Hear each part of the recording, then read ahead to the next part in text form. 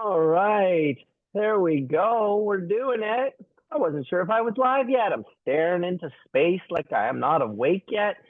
Welcome, everyone. Hash Church Season 11, Episode 40. Feels pretty awesome to be up at Episode 40. I mean, holy shit, we've crushed this year so well.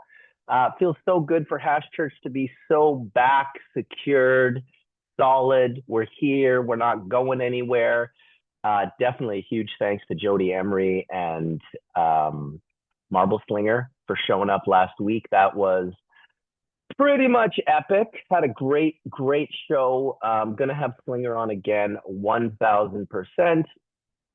In the meantime, I'd love to shout out my sponsors, as we like to do at the start of the show, because without our sponsors, well, we know we can exist without our sponsors because we did it for 10 years, but that doesn't mean we're not going to show mad respect for the guys that keep showing up Sunday after Sunday and just repping hard for us. So as always, I'd like to shout out the Press Club. You can elevate your solventless game at Hash Church with the Press Club's premium lineup of rosin extraction essentials, proudly supporting the community through top-tier tools that make clean, potent concentrates a breeze. From their legendary rosin bags with proprietary pink stitch and a zero blowout guarantee, for an unbeatable durability and yield, to award-winning wash bags, premium parchment paper, pre-pressed molds, and the innovative Press Club rosin press for precise heat and control pressure.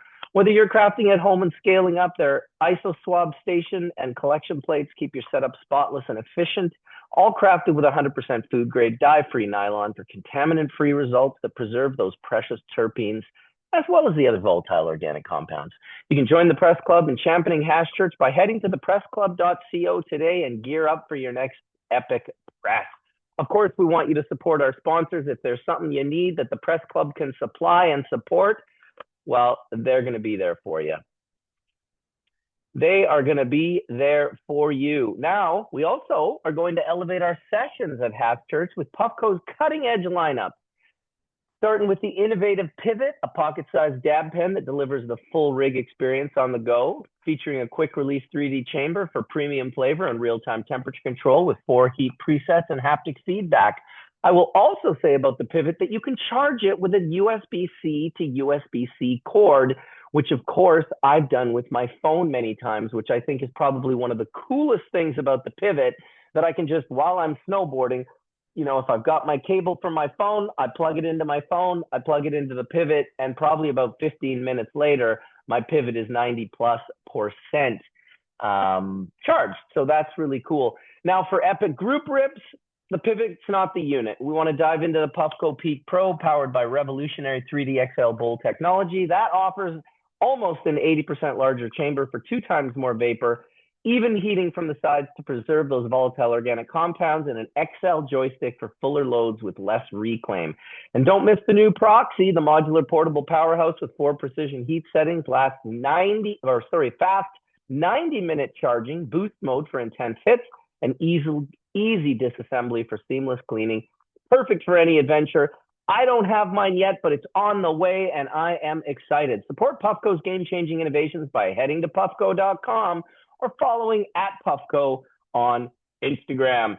And of course, last but certainly not least, we want to shout out my company, the Bubble Bag Company. Bubble bags stand out as the premier choice for water hash extraction, and it's no surprise why. We are the original innovators who set the standard for quality and performance, crafted with durability in mind. These bags come with a lifetime warranty, ensuring you're covered for years of consistent use. The team behind Bubble Bag takes pride in our pioneering legacy, backing every product with unwavering confidence and a commitment to excellence, making them the trusted go-to for enthusiasts and professionals alike seeking top-tier hash extraction results. You can check out www.bubblebag.com, use the code HashChurch10, and give yourself a nice little discount. I will say that 10% discount is nothing, because we have our bags on 50% discount right now. So you can go over there and check it out and get lit. In the meantime, looks like it's another one of those Hash Churches where I'm the only one that showed up. That's okay. That's fun. We got a lot of people invited today, so we should be good to go. In the meantime, I guess I could talk a little bit about my buddy's new project that he's doing. Would be awesome if I could just send Colin a text, but now there is no call. There we are. There we are. Come join me, brother.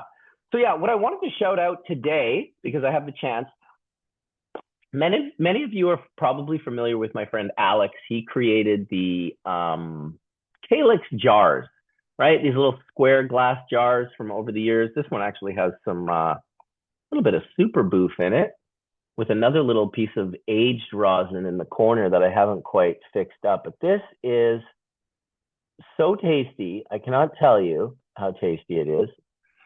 It is delicious. Absolutely delicious, this one. Super nice flavor on this one. And so, yeah, these guys created these jars, and they've got a new product out that he just sent me a bunch of. And I best probably open their website because there's quite a bit of information, and I feel like I want to share it with you guys now. This is the science of cannabis preservation. I'm sure some of you have heard of some of these different terp bags, grove bags. Well, these guys have got a new thing going. Mostly for me, I'm looking to turn people onto it. I'm looking to try it myself. I've got a couple of plants that I've grown outside. They're not looking like they're in the best shape, but they should survive. I should be able to cut them and cure them. Anyway, these bags are basically cure bags. You toss them in, and you don't have to open it for like 2 to 6 weeks, and this thing just cures. So the problem that they saw was weight and terpene loss. They were seeing an average weight loss without proper atmospheric control. Moisture escapes rapidly during the first 30 days in a turkey bag or a turkey bag-like, curing bag. Massive terpene degradation, volatile compounds evaporate quickly without the proper barrier properties and anti-absorption technology. So that was a big one. And then, of course, annual revenue loss. Every 100 pounds at $5 a gram, per 100 pounds at $5 a gram due to product weight not being retained during the curing phase. That was a $32,000 savings.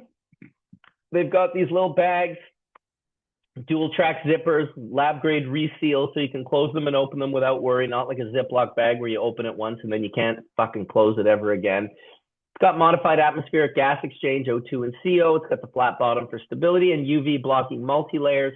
This is what I want to show you right here. This is insane. So you've got layer 1, food contact safe. The innermost skin touches nothing but flour. It's food grade, non-bleaching, and taste neutral. So all you notice is your cultivar's true profile near the pack, never the package.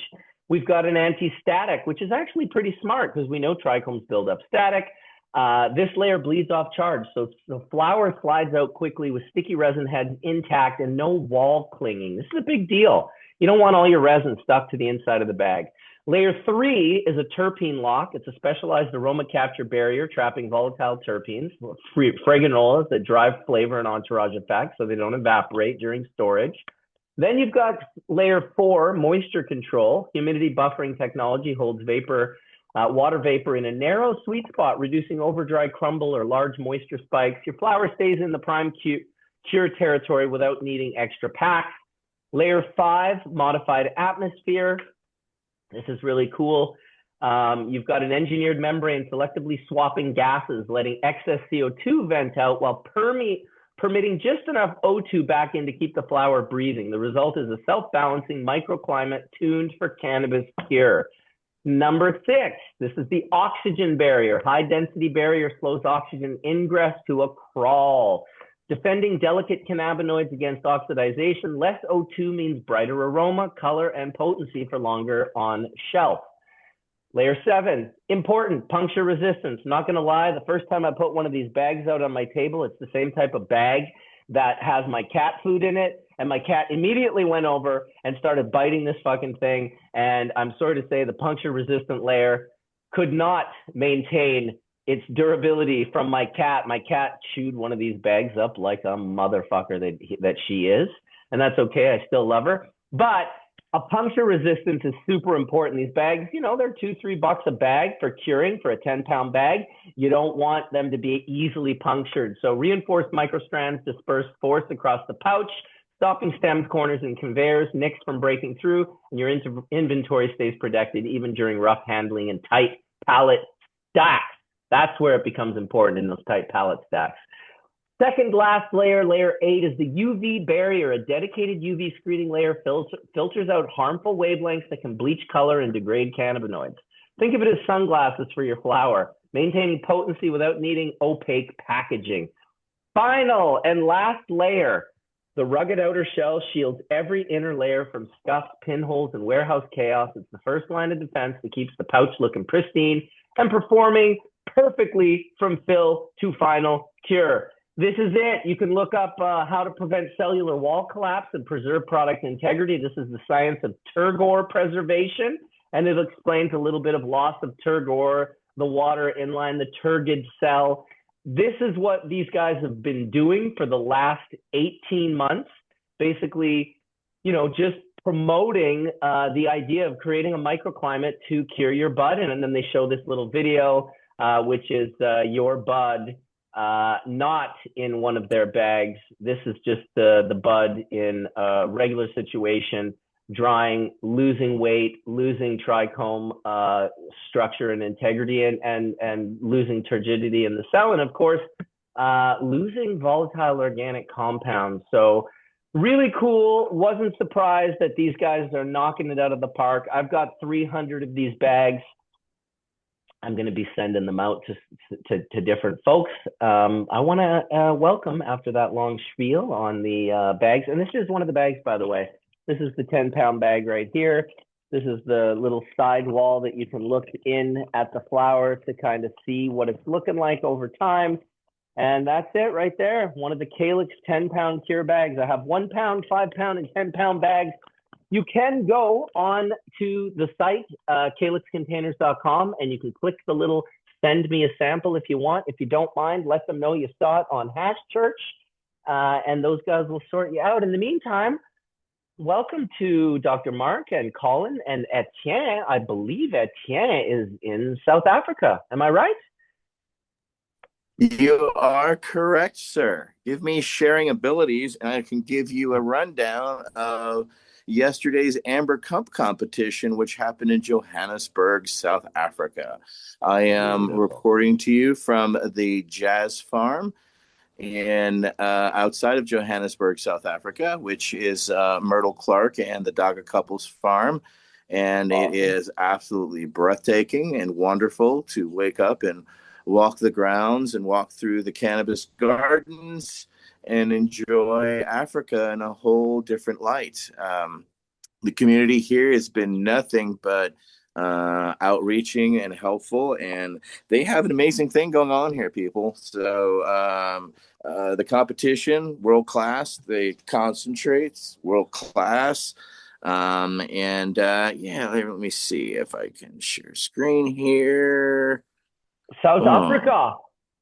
Yes, and Wicked. it's there's stores everywhere. It's really impressive. What they have going on, what they've done, what they're looking to continue to do. Um,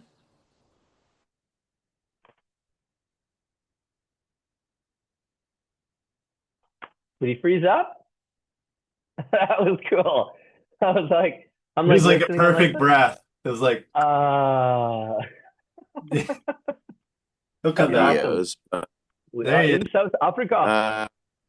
You just stopped at like the perfect breath, Etienne. Yeah, you froze up a little bit on us, but we're okay with it. Yeah, it's all good. It's a little challenging being where we are. I don't have internet as well, and just definitely gets challenging at times. However, the concentrates competition was amazing. They're doing all different. Man, that one you couldn't handle it again. He was about to spit.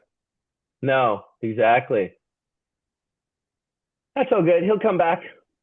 He'll come back and share with us. Tough Yep. when you don't have the internet good. Yeah. Yeah, it's a different country, so it's a little challenging. But competition was great. I did have a nice speech, and the quality here is, yeah, as I said, it's definitely up there. There's everything from fresh frozen rosin to BHO, and the quality is there. You would all appreciate what's happening here. And the laws, they're positive federally, although there's a lot of gray areas. So there's a lot of people trying to figure it in where they need to be and what's going on. But I didn't want to come on long as much as I wanted to shout out Myrtle and the entire crew here in South Africa, what they have going on. Extracts wise, let's see. I gotta here. I've got says for some reason it didn't upload to my iPad. So this is kind of give you here's my camera. You know, Ooh, flavors. all different flavors. These are all different things I've collected from, to sauces, to rosins, to piatellas. Yeah, it's they watch what's going on. We had the South African crew on a few weeks ago, and they were and continue to be on point with what they're doing. And on top of that, yeah, here we go. So yeah, they have full on voting booths for the competition. Which let's see, they have full voting booth. Nice. Uh, let's see. This is a little video I did of kind of coming in and going through and saying what. Chiba! Chiba, Chiba! There it is. People are on the wall. And here are the vendors who are set up for the Amber Cup. There's Myrtle and guests. Here is the rosin press in the corner that they teach everybody about. I love this. It's like looking backwards in the future, right? Like Marcus, it's like a small event that Yeah. has it reminds me of 2016. I remember going to the ICBC, or maybe it was later than that. That's probably way wrong, but it reminded me the ICBC in San Francisco. I remember being there with the Sasquatch guys, and there just wasn't a whole lot of knowledge, but there's a whole lot of enthusiasm towards gaining knowledge and learning how to do this new thing. And it's much Yeah. it reminds me of the music community where you hear someone do something or some sort of style, and then all of a sudden 6 months later it's all these variations and really cool takes on this one thing, and it explodes ideas into more people's minds that then want to proliferate that.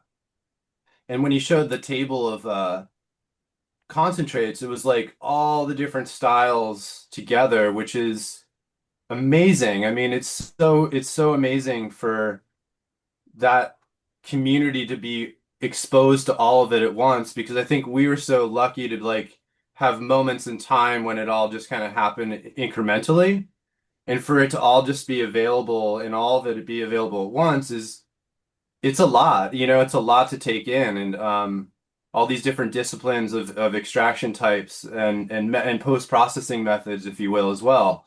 Dr. Mark, I was talking to a friend of mine the other day about how rosin creates sort of its own CO2 inside of these vessels. And that's why it kind of is able to decarb slow and low the way it does. And it pops and releases this fizz and rises like a soda, right? And it's a really fascinating thing that I think needs to be studied more, just how that happens. And it creates its own kind of chemical process, if you will. you know, because yeah, we're saying solventless, but these chemicals within itself help it decarb itself, right, at these certain temperatures. And as we talked, I think a couple weeks ago, or maybe even a week ago, it's totally against everything you're taught. Like it's totally against it. Like you wouldn't just be like, I'm gonna decarb at 100 F. Like they'd be like, no, you're not. It's just not gonna happen. You know what I mean? And so I just think there's a lot there. So back to what Etienne was sharing, you know, I just feel like it's wonderful and amazing to see these disciplines all at once in these small communities that are about to really get big. You know, it's like it's about to get massive, just like it did for us. Well, Um, yeah, their complaint right now is they're afraid that they're not ready to meet the moment, right? Because the majority of people in South Africa are familiar with flowers, so people are not so educated. Those that are educated about concentrate are really educated. They've been watching us here. They've been listening to you guys. They've been learning from you guys. They've been applying things outright. And as I was talking to them, the limitations is the access to the technology. So they don't have the best of technology, but what they're doing with it is fucking amazing. And when they do get that technology, exactly, because they're looking to us, right? So I was making them aware of how, currently in California, the world's changed. It's no longer, a whole huge variety of flowers. No one can afford to trim it anymore. You can buy pounds for 100, 200 a pound. So people are selling immediately to fresh frozen, and sometimes there's literally more selection in rosins and BHO and concentrates than there is in flowers now, because it's just unaffordable for the farmer to make it as a flower seller. Right, that's just become a reality. So when they hear that, they for sure. are seeing, and they're starting to see the edges of overgrowing soon, to where the point of the curiosity about concentrates there. But most importantly, having places like the Chiba University and Fields of Green for All educating these people on how to do these, from genetics to methods and methodologies, they're gonna beat the learning curve that we had, ladies and gentlemen, and I look forward to it as well as they do too. But they still have a ways to go on the education of concentrates, and they know that, but they're prepared for it, and I love to Awesome. see it. So I Well, just want to it give is. you that little before my I internet appreciate it. cuts out. Well, keep coming back, dude. So We love to hear from you. We love to hear from South Africa, and we love to know that that it's happening. That more and more countries are kind of getting on point. You know, not all countries were Vancouver, Canada in '94. You know what I mean? Like we got lucky, and we got lucky because of one guy, right? This guy, Mark Emery. He funded things to a tune that nobody in the cannabis industry, you can say whatever you want about this yeah. guy, because every time his name gets mentioned, someone's got something to fucking say about him. He's almost up there with, a certain political figure. Every time you mention him, someone's got to say something. But the bottom line is, this is what Mark did. He funded our activism and our movement in Vancouver to the tune of millions of dollars. While he was doing that, he was paying for court cases in America from Americans that bought seeds from him that ended up getting themselves busted growing those seeds. He's just sending tens of thousands of dollars for lawyer fees, you know, over here, while selling more seeds and funding everything over here. It was so insane in the 90s. This guy would do events, the Tokers Bowl, and pay for the whole thing out of his pocket. Like, forget about sponsors, forget about booths, forget about anything. He just paid for the whole thing out of his pocket. And I'll tell you, I've been around for 35 years. I've yet to see someone who made as much money as Mark spend less on themselves. There was no other person. So whenever you want to bash on Mark, there's always that aspect of his work that he did that is unfucking touchable. Untouchable. And then the fact that he brought in Jody, and now Jody's continuing that sort of, really quite incredible work. But without all of the everything else that Mark brought to the table, kind of thing, right? It's Jody. She's just sweet. She's amazing. Shout out to Jody. Actually, she lost her Instagram account this last week, and she was pretty devastated by it. All sorts of other things going on in her life. So we want to send our love to her. And if you can find her new Instagram account, I don't know what it is yet, but when I do, I'll put it in the description of this video and we'll share it out and we'll get her back up. She's mostly, sad that she's lost access to all of her private messages and friendships that she's occurred, or created over the last 10 plus years of using the platform. So just kind of had to give those guys a shout out because in the 90s, the scene here was spectacular. It was unbelievable. People were coming from all over the world to visit the Pot Block, which was basically just, Hastings Street where Mark was operational. That was it. Just getting brought me there. Little message. Hey, I do want to shout out for a second. A shout out to the Puffco people sent me the new proxy, and this thing has been amazing and very helpful while in. So thank you, Puffco, for the. It works like a charm, and it's a great travel piece, especially for the concentrates here in South Africa. So thank you. And with that, I'm going to sign off. I love you all. Before you do, I just wanted to say that Puffco actually sent us a bunch of those. I had one sent to you. I had one sent to Dr. Mark.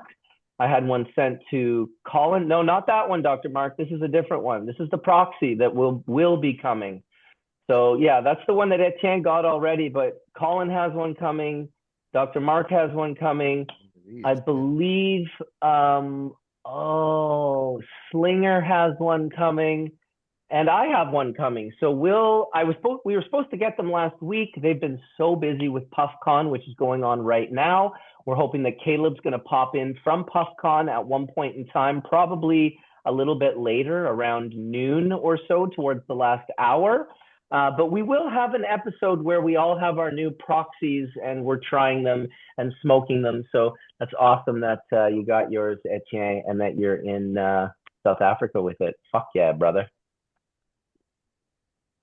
Absolutely, and I'm going to donate these to.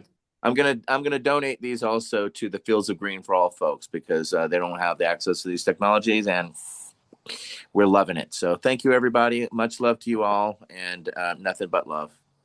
See you all soon. Thanks, Etienne. Thanks. South Africa represented. Yeah, so we got more Puffcos coming, guys.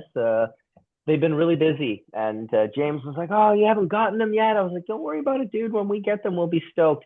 I think you guys will appreciate the difference. I mean, this is a totally different unit that I haven't used, and apparently it is a much more substantial unit than the last one. But I fucking love my old proxy, my little sipper, not a ripper. I use it in a very specific, like I've mentioned before.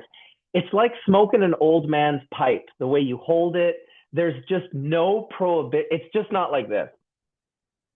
This whole thing right here is different. Now they've designed a different kind of unit, so it doesn't quite attract that same prohibition eye. That's like, what the fuck is that guy doing? But when I have my proxy, nobody looks at me funny. Like it's this one, I'll be like, someone will be like, what the fuck is that guy hitting over there? But my proxy, it's just like an old man pipe, the old Sherlock. It's fucking awesome.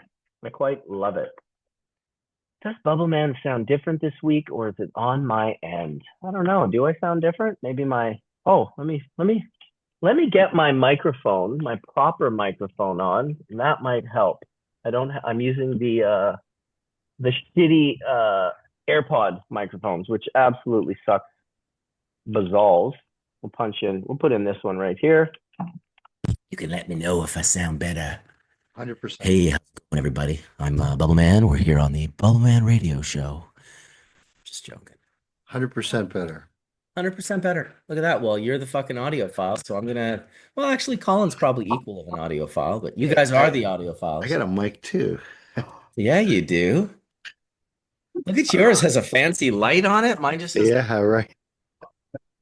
I have all these mics, and I find the mic on this laptop I have. It works good. That's awesome. Colin's got a wall of mics. I do. It's crazy. It's funny. I was thinking about it the other day. I was like, I have all these mics and I've never used them for a podcast because this computer, it's just an Apple, but it's a good one. Well, I'm glad I changed my mic, and I'm glad someone said it, and I'm glad I read it, and I'm glad it's 100% better. I am going to puff on some Romulan.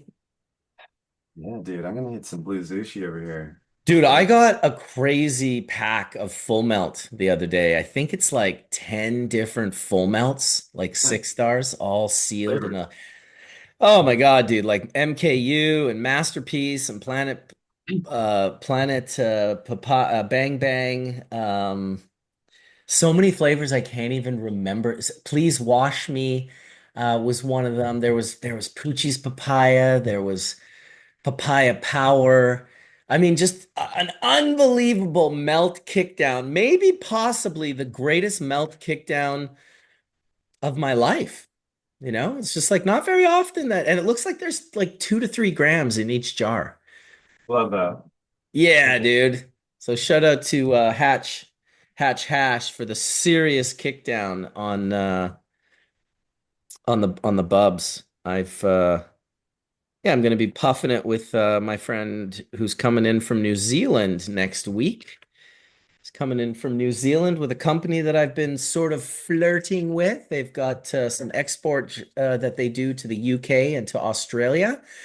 And Nice. so, yeah, it's kind of like I just also signed You a like deal. hash or like other Hash, all products? hash, all hash. What I do, Okay. I just stick with what I Yeah. know.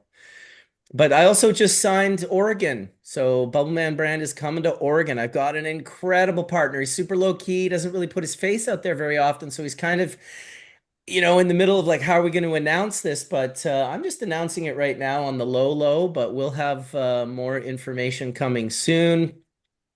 Bubbleman Brand, baby. We got who reached out to me? Pablesag reached out to me recently, who's an old friend from like 25 to 30 years ago.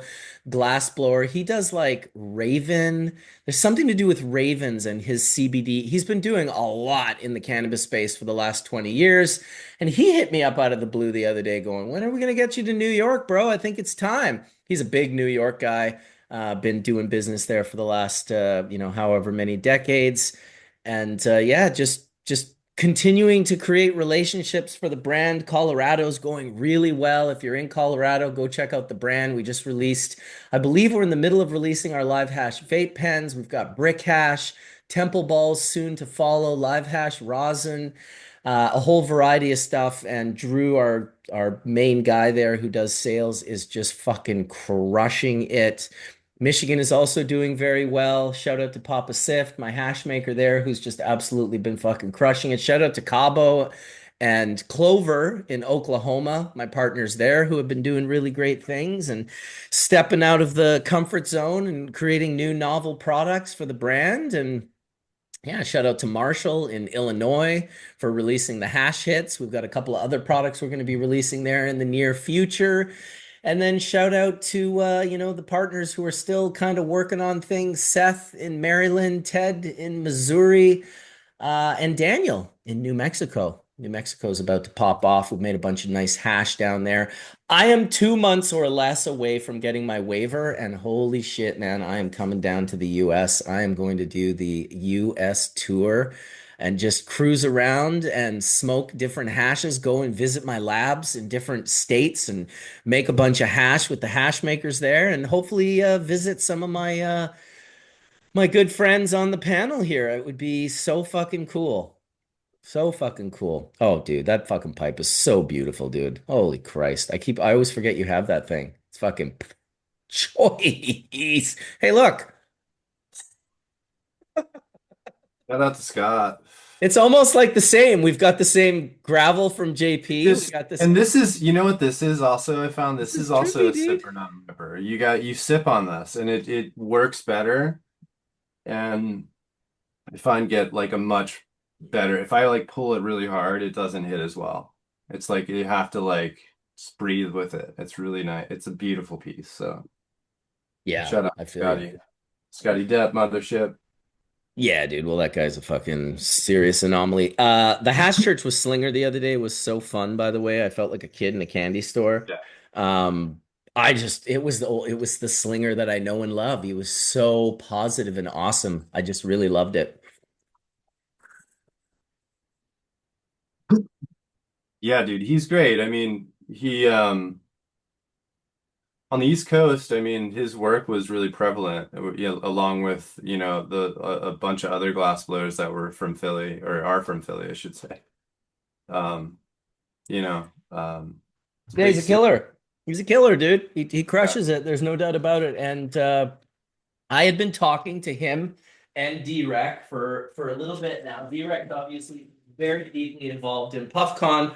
Shout out to Glob Mops for keeping me laced, bro. I feel like I open one of these like every 2 weeks. I don't know how many dabs that means I'm taking, but it's about this many. Yeah. That's a lot of waste, I know. But still, shout out to Glob Mops for fucking keeping me laced. No, this hash church, glass church has to happen. I think that we'll most definitely invite Scott. We'll most definitely invite Marcel. I'd love to get Jason Lee on. I'd love to get Steve Bates on. He's super outside the box kind of thinker. And maybe Bach and Salt and Max, and there's so many that I'd love to get some of the Well, older get ones that aren't Toro. really Yeah, get Bob. Get Bob Snodgrass. Bob for sure. I mean, that's for with our in Philly. through Kelly and Josh, that's a no-brainer. They texted me a little bit ago and I sent them the link. They were going to come in. They said they had some Brazilians here in Oregon that are doing educational conferences and seed banks. If you have an open church, we would come on for a minute. Yeah, it's always an open church for the Dragonfly Earth Medicine. Really, it's mostly an open church for everyone. It's only when I'll do a show like I did with Slinger the other day and Jody. It kind of changed it up, and Archive's been sort of urging me to do this a little bit more and more. He says, let's get like specific people. He actually said, or no, it was Etienne who wanted to do the 120 question interview with myself. But yeah, I mean, even not looking outside of our own panelists, there's a lot of information we don't know about you guys, and other panelists that are on the panel. So I like the idea of maybe every once in a while, once a month or something, just doing like a deep dive interview on one person. They're the ones that all the questions are getting directed to. Maybe we even plan it a little bit and, step up. One of the things that is magical about Hash Church is that we gather to see if we can find the magic. It's kind of like fish, even though they hit it probably way more often than us. But they gather to see if they can find the magic, right? They're not doing it for money. They're doing it for a feeling. And it's like, I'll never forget when Paige was like asked, why would you play a song for 43 minutes? And he's like, well, you can't get to the 44th minute without playing the first 43 minutes. That was his answer. And I was like, holy fuck, there's no denying what he just said. That is absolute and utter and complete truth. And, sometimes when you put yourself in a situation I mean, we're human beings. We like to repeat our magic. There's no doubt about it. I think it's only Neil Young who's like, tries to recreate his magic in a totally different fucking way. Although he has mellowed out on that quite a bit since the 80s and the 90s and the 2000s. But if you look over his career, he was always willing to toss his old magic into the garbage and then just fucking try to find some other magic. And I mean, you saw it with Mick Jagger and Keith Richards as well. They had magic together, but never alone. Like listening to one of those guys' albums, like their solo albums, is painful. And I'm not saying that you won't find the odd great song on either or, but really the magic for those guys is being together. And I feel the same way about you guys. Every once in a while, we just knock it out of the park because we're willing. And I got to tell you, I am very thankful to both of you uh, for showing up each and every Sunday. It's like, fuck, dude, it's 4 hours of your Sunday to come and do this. I guess you guys are also looking for the magic. Yeah, man, for sure. I Well, it's mean, really super hard on a really beautiful day like today when the water is just like glass out there and it's like, we're only going to have so many kayaking days left before the weather turns, right? It's the same Like, here, dude. It was it's raining going to for be the like last 10 85 days. degrees today. So it's like I bet you really it's not looking that nice forward here. to taking a kayak and spin around the island. No, I mean, what's great about this, Marcus, is that, you've provided this venue for us to come together, and we've been doing it for so long. There's certain assumed familiarity to it. I think our user, yeah, I was gonna say our users, the chatters, the folks in the chat room, I mean, they just come used to this dialogue happening every Sunday, right? And it's Hmm. I know we recently celebrated Horatio's birthday, and I saw a couple tributes go out to him, and Hmm. looked at a post that I had made around the time of his passing, and just remembered my whole connection to Hash Church was through Horatio, right? Hmm. You knew Horatio, and I think Johnny B knew Horatio. Well, you got it was all part of that scene up there, right? I mean, it's like so if he never would have reached out to me, I never would have, yeah, I never would have been on this, right? What a long stretch. Totally. So Yeah, yeah, no, so it's like certain things like, it's like the Forrest Gump movie, right? It says that, life is like a box of chocolate, there's certain sort of random rolls of the dice in your life where you don't know how it's going to come out. You don't know how it's going to turn out. I went to graduate school in Detroit in 1988. I could have went like to Irvine, California or to Fort Collins, Colorado. And that decision to go to Detroit ended up in me meeting my wife and me playing in the Grateful Dead band and me knowing half the people I know. So it's like, yeah, yeah, there's there he is in Horatio. There's his the inner inner sanctum, sanctum, dude. right? He brought me there. He brought me to his lab, and I'm always like, when I do a video like this, I just feel like I'm considerate. I'm like, what do you think I should call it? And he was like, well, I mean, I let you into my inner sanctum. He didn't invite people into this lab. And although the lab that I'm in is probably not accurate to the lab that was his lab, even though it's the exact same three-dimensional space, I know he cleaned it up and pushed things to the side and pushed some things under tarps where I have the camera not facing, which I totally respected. I appreciated his madness, his What did it unique. smell like in there? Like I could imagine it smelled like Oh, dude. orange peels. I mean, that was definitely the overwhelming flavor, but there was all sorts of other things going down in the Yeah. inner sanctum. It was pretty cool, man. Like the guy was, he was brilliant in his own way. He had a very, very strong personality. He told me on one of the first days that I met him, he said, I was running something about like movies. He was like he like I had like 100 people working under me that I would tell what to do. He says I have put my ego in a box for this community because this community cannot handle my ego. That's what he said to me. Isn't that In a wild? in a Like he in had a a in a very box. powerful personality and Yeah. vision, and he was a very somewhat unstoppable. I will say that about Horatio. When he said that to me, I was like, wow, like I appreciate your honesty. He's like, yeah, I'm just being honest, man. Like he has a if he turned himself on 100%, very few people could handle that. Well, so what I found, and this is again, I remember just writing this post after he passed because I went back and I looked at we had a long thread of Facebook messages back and forth. And Hmm. and when we first started talking, and so I'm going back to I want to say like early 2015. So this would have been like spring of 2015. And he just real good attention to detail in the Oh laboratory yeah.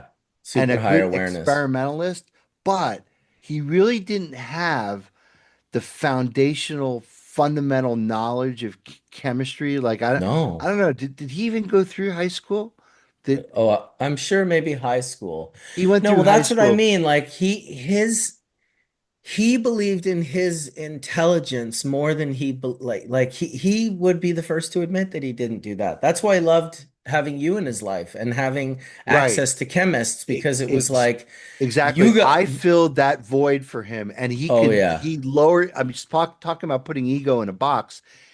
In fact, just whether it's science or whether it's art, in order, or even in business, really, in order to collaborate with people where it's a true collaboration, you have to lower your ego, right? Because you have to invite someone else's vision in, or else you're not going to get that broader sense of the greater than the sum of the parts, right? So the whole gestalt thing that like the debt operated on and really successful business teams, when you look at teams, you've probably seen this, Colin, like especially if you're working with like a CFO, that's, we call him the bean counter, right? The bean counter, right? Just totally focused on the bottom line. If you want to spend something, you need his approval, right? If you want to close a business That's deal, the worst version of that guy. the But bean. but I'll introduce you to the guy that I work with up in Quebec. And this Uh, dude shatters everything, every stereotype you just mentioned about that. He's one of us. He's all well, about the that's great flavor. when that's great when that happens. But I guess I was just Oh, when does it There's using that as study happen? to exist. There's When study. does it happen?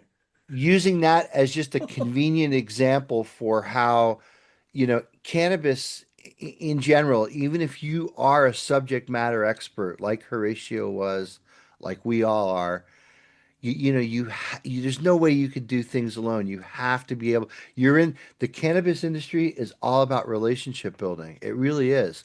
And Mhm. it's about engendering trust with your partners and people when they start like the people who pay you and the people who kind of like your shareholders, the people who benefit financially from you bringing your expertise to that team. Marcus, isn't it great when you hear them parroting exactly what you told them? I mean, it makes me feel good as a consultant because as a consultant, what I'm doing is, yeah, I'm the brains in the room, but if I'm passing that knowledge on through this team, the way that that happens is again, I think Horatio said it right. You have to lower your ego. Colin, when you're playing music with someone, I always used to say you cannot play music with someone that you dislike. Like if there's a guy that screwed your girlfriend, you cannot make music with that motherfucker, right? You just can't because you can't communicate with that. You have to be able to lower your ego where there's a certain vulnerability. And I think as a scientist, the thing that I always like is again, like if I'm like talking to my team members or talking to like a CEO or a guy that I'm consulting with, and then like weeks later on a meeting, he says exactly what I told him. I'm like, mission accomplished. My knowledge through this interaction, which is a human thing, person Yeah. to person, is being transferred. The great thing about Horatio, just to go back to his example again, was that it goes to show you that I learned from him. Like there's no classist behavior that you have. You like when you're if you got a PhD, you're Dude, like, you'd have to oh, have your ears plugged. I'll only listen to other people with PhDs and I can't Oh yeah, learn yeah. from anybody. It's like, no, you lower your ego. And I think one of the most important qualities of a scientist is humility because you're often wrong. Like when you go in the laboratory to try something, you're often wrong. It's not going to work out the way you planned, but maybe in not working out the way you planned, you actually learn more and you actually build a stronger foundation of what will work when you go into the lab. So Hmm. yeah, it was cool just to revisit my friendship with him because again, him without really understanding the fundamentals of terpene chemistry and oxidative degradation, I started teaching him radical chemistry and I started understanding. I was like, look, dude, this is what, yeah. So the big thing about limonene is that when you concentrate limonene, um, so limonene, like some organic compounds, can form something called a hydroperoxide. So when it reacts with oxygen and air, there's active hydrogens in the molecule, and what happens is a molecule of oxygen inserts between the carbon and the hydrogen, and that becomes something called a hydrogen or I'm sorry, hydroperoxide. And often what will happen is hydroperoxides are explosive, like they can explode.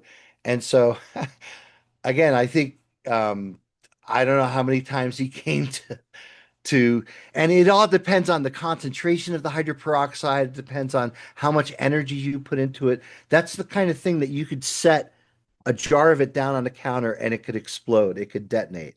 So I was like, hey man, you got to be careful because and it's a very simple way of testing for whether or not your stuff has got hydroperoxides in it, you just use starch iodine paper.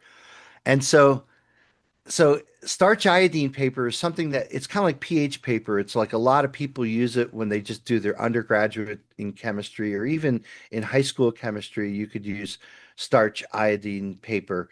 It's got potassium iodide impregnated in a paper, which is a clear salt like table salt. But when it hits oxidizing reagent, right, the iodide gets oxidized to iodine, and iodine, as you know, is highly colored, right? So it's used as an indicator if something has been oxidized, right? So you use it all the time. So all Horatio had to do is I'm like, dude, just get some get some starch iodine paper and check your fucking limonene before you go to concert. It's like, dude, you just saved my life, man. Like, thank you. It's like, wow, it's nothing, man. And I sent him a Well, bunch of, it's why you go to school, dude. well, Why you but go like, to school. I've yeah, been saying I, this for a very long time. It's like, listen, people thought I was so against BHO for the longest time. It's like, no, listen, I'm all about all forms of cannabis. Even though, like, I don't smoke joints. Does that mean I'm against flour? It's like, how could I be yeah. against flour? It's how I make the hash. It's the pre-wash. I love the pre-wash. Um, but yeah, it's interesting. Well, it was important to him because too, what he was doing was looking to understand what the residual profile is when he was using that as a solvent.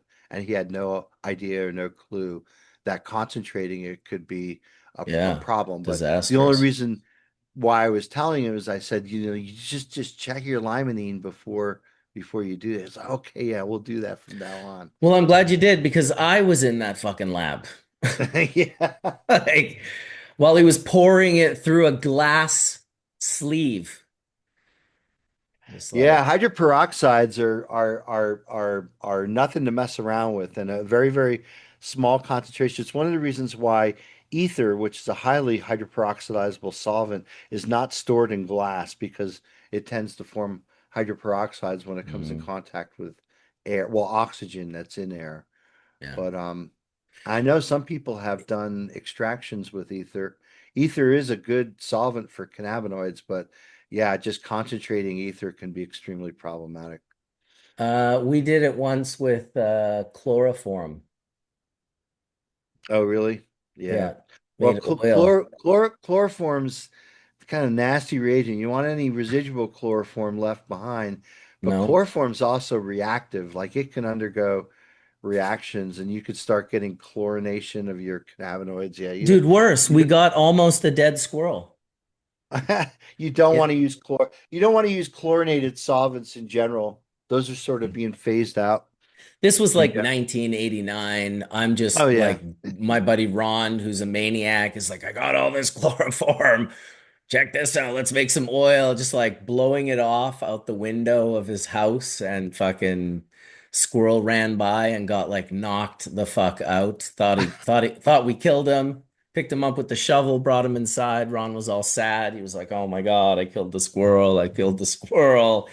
And this fucking thing just started slowly reanimating. Like I remember looking at it thinking like its right little hand, because they got little thumbs, was like waving back and forth, but ever so gently. But I couldn't tell because I was super baked. And it did. It was. And it woke up and it fucking ran around his Took house, off. dude, and shredded his fucking curtains and Oh my shit on God. his couch and fucking Oh. it went from fucking 0 to 60 miles an hour in an instant, dude. All high on fucking chloroform oil. Back in the day before we knew, smoking it out of a Coke can, Dr. Mark. Come on. Yeah, chloroform. Yeah, I mean Don't it. tell it. Don't Dude. say it. No, but that's the thing. Like if you look at like old time movies when they Yeah, used to just take a a handkerchief, rag. soak it with a Correct. chemical, Yes. put it over someone's mouth, and that person would pass out. That Listen, was let me often tell you, it's a chloroform. super monitored substance. It's like you have to, all the bins of it are numbered and like Yeah, monitored by the federal police. 100%. yeah, it's He, nasty. yeah, yeah. You don't just go buy that. But it is what it is. It was 30 years ago, maybe more, maybe 35 years ago now. Well, I guess in the world of cannabis chemistry, there was a small advance. There was a new cannabinoid that was discovered. Did you see that? CBGD. Here, I can I did not share? see CBGD. Here, let me CBGD. share this so you could see this. Let's see here. Okay. Yeah, so this is kind of fun. I mean, it's always exciting when they have a new cannabinoid that they've discovered. So this cannabinoid is called cannabisol. And look at this. Look how many authors there are on this paper. Let's count them. 1, 2, 3, 4, 5, 6, 7, 8, 9, 10, 11, 12, 13, 14. 14 authors. Holy shit. And they're all paisans, right? Because this is over in Italy, right? I wish I had 13 PhD at my institute to collaborate with. We'd be writing all Oh kinds of shit. papers. I mean that's bigger than a football team, right? We call these football team papers. So anyway, what this is I don't know, can you see this graphic here? Hmm. Let's see. I'm scrolling down. Here it is right here. What Can are you see the this? chemical claims in terms of like effect? What are the Well, Said I think anti-inflammation, yeah, I think they anti-inflammatory. just looked at inflammation, but here's the rub, Colin. So this is the molecule. Can you see it? I'm running my Yep. cursor over it. Yep. This is Yeah, yep. so basically it's just a dimer of CBGD with just a methylene bridge in the middle. So this Right. is known for delta 9, right? So this is the dimer of delta 9, number Yep. 5, which is called cannabisol. And Hmm. then cannabitwinol is the dimer of CBD. So it's basically just like two molecules linked by a little CH2 here. This little kink in the armor here is a CH2 linkage between the two. So it's Hmm. kind of cool. I mean, whenever they isolate new cannabinoids, it's always cool. And the fact that they have anti-inflammatory properties is, even more cool, right? Hmm. Yeah. Dude, the symmetry is kind of over the top. Isn't it, right? What the fuck, dude? Well, It's Is it? it's what's called a dimer. So think of it like this. Look at my hands for a second, Mark. So if Yeah, like THC is one it molecule, just if I opens put up. two molecules of THC together, it just becomes a doubly headed, Yeah. molecule. Now, the fact that one end of the molecule interacts with the CB1 receptor, maybe another one would cluster two CB1 receptors together, right? So Mm. a double-headed molecule like this could potentially dimerize receptors, right? Do you follow what I'm saying? Am I I making do. No, sense? it's actually only 9:55 a.m. over here, Mr. fucking 1 p.m. in the afternoon. Been up for hours and you're not suffering from brain fog right now. No, but I get what you're saying, actually. That was all just Yeah, humor. that That's this thing could incredible. basically, like one end of the molecule could react with one CB1, the other end could With react another. with another CB1, and now all of a sudden you've clustered CB1 receptors kind of like Mm, intimately right next to each other. So maybe. I don't know. I mean, maybe, I mean, certainly like if you just look at the molecules themselves, you'd be like, okay, it's basically just again what a chemist would call a dimer, right? A dimer is just Hmm. if the monomer is one hand, the dimer is just the two hands I linked. used to uh I used to buy dimers in the Yeah. 80s. We just called them dimes, but that Yeah. must be some East Coast slang you're using over there. Yeah, anyway, Give me no, a that's just dimer. chemistry. That's just chemistry. Anyway, Well, I so appreciate the chemistry. new That's cannabinoid. nice to see. Doesn't happen every day, No, I right? want to hydrogenate those motherfuckers. See what that's good for, but who knows? OG Brick 420 just said, in that theory, you could hydrogenize your receptor smoking HHC. LOL. Oh, you see, we're thinking along the same lines. Yes, well, that's what happens when you join for I don't know exactly the number, but we this is Hash Church 40 today of this year. And I feel like we did 20 plus at the end of last year, all in a row without missing. So Yeah. we're like, I feel like we're over a year right now of straight Sundays, 52 in a row, not one missed. That's fucking awesome. Yeah. It's pretty cool. Yeah. Not easy, Yeah, I like man. the analogy you made to Paige talking about, yeah, we don't get to minute 44 in the song without going through minute 34 first, right? So, yeah, you have to Well, that's get, it. in order to get to where we are today, you had to go through here to get there, right? When I started my YouTube channel, people were like, "Oh, you can't make videos longer than like 4 minutes." And I was like, "What?" I was like, "What do you listen, my videos are going to be like hours." And they're like, "No, no, no, no, you can't do that." I'm like, "Well, that's what I'm doing." You can do it if you're not worried about like, you know, the wrong Well, you got to things. have content. Like we have content where you always have interesting topics and speakers and people stay engaged. And if you look at it, Marcus, the viewership grows from when the program starts to, halfway into the program. So like Yeah. people aren't just dropping off, they're actually joining, right? Well, it is So there's, early. I do apologize to my West Coast brethren. It's 9 a.m. And really, I apologize to the Hawaii folks because holy shit, Hash Church starts at like some outrageous time in the morning for them. It's like yeah, 6 is a.m. or Hawaii something. in the chat? Let's see. Hawaii is sustainable. He usually is That's there, right? tough. Yeah, It's just he usually late, is. I don't know if He- he's there today. depending on how you look at it. Boro Josh says he's as addicted to Hash Church as he is Hash. Well, that's what we've been trying to do, man. We want to be metaphorically Hash, much like our mentor and friend, Skunkman Sam, who I now have his ashes sitting over on a bed of crystals in the other room with his patch, Skunkman Sam patch with the little Sam I Am doll on the big chair. I got this beautiful patch sent to me. So when I get the right seeds, I'm gonna turn Sam into beautiful hash. And I know Etienne's already been smoking Sam turned into beautiful flour. And yeah, I just think it's a really cool thing that we get to do. That's what I'm gonna be doing with mine. That is what I'm gonna be doing with mine.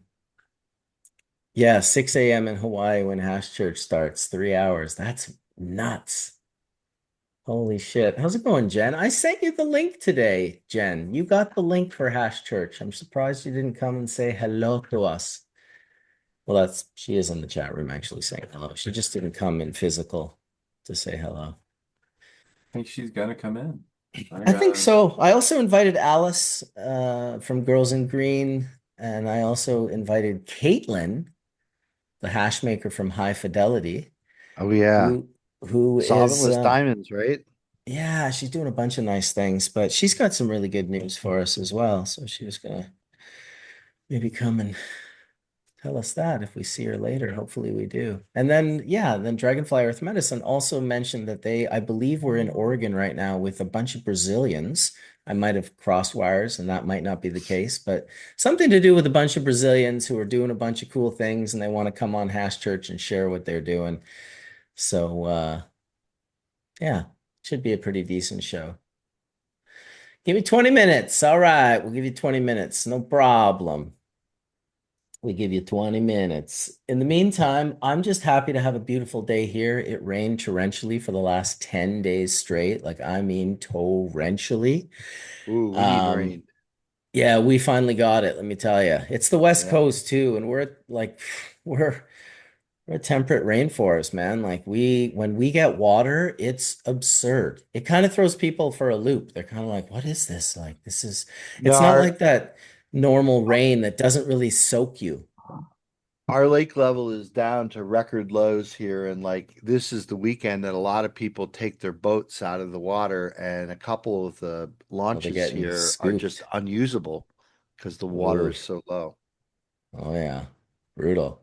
Great So they for got to go to for deep, those deep growing up. water marinas. What is the timeline for the record? Like how long have they been monitoring the that lake and how low it gets? Like hundreds Lake of years? Champlain, they've been monitoring since like the early 1800s, but right Oh, now, a so couple hundred the years? yeah, yep. Mm. But I guess they changed the way that they were monitoring it because again, it flows like if you look at the map, you would assume that somehow it flows south and ends up in the Hudson, then comes out to New York City Harbor. Mm. But it doesn't. It actually flows north.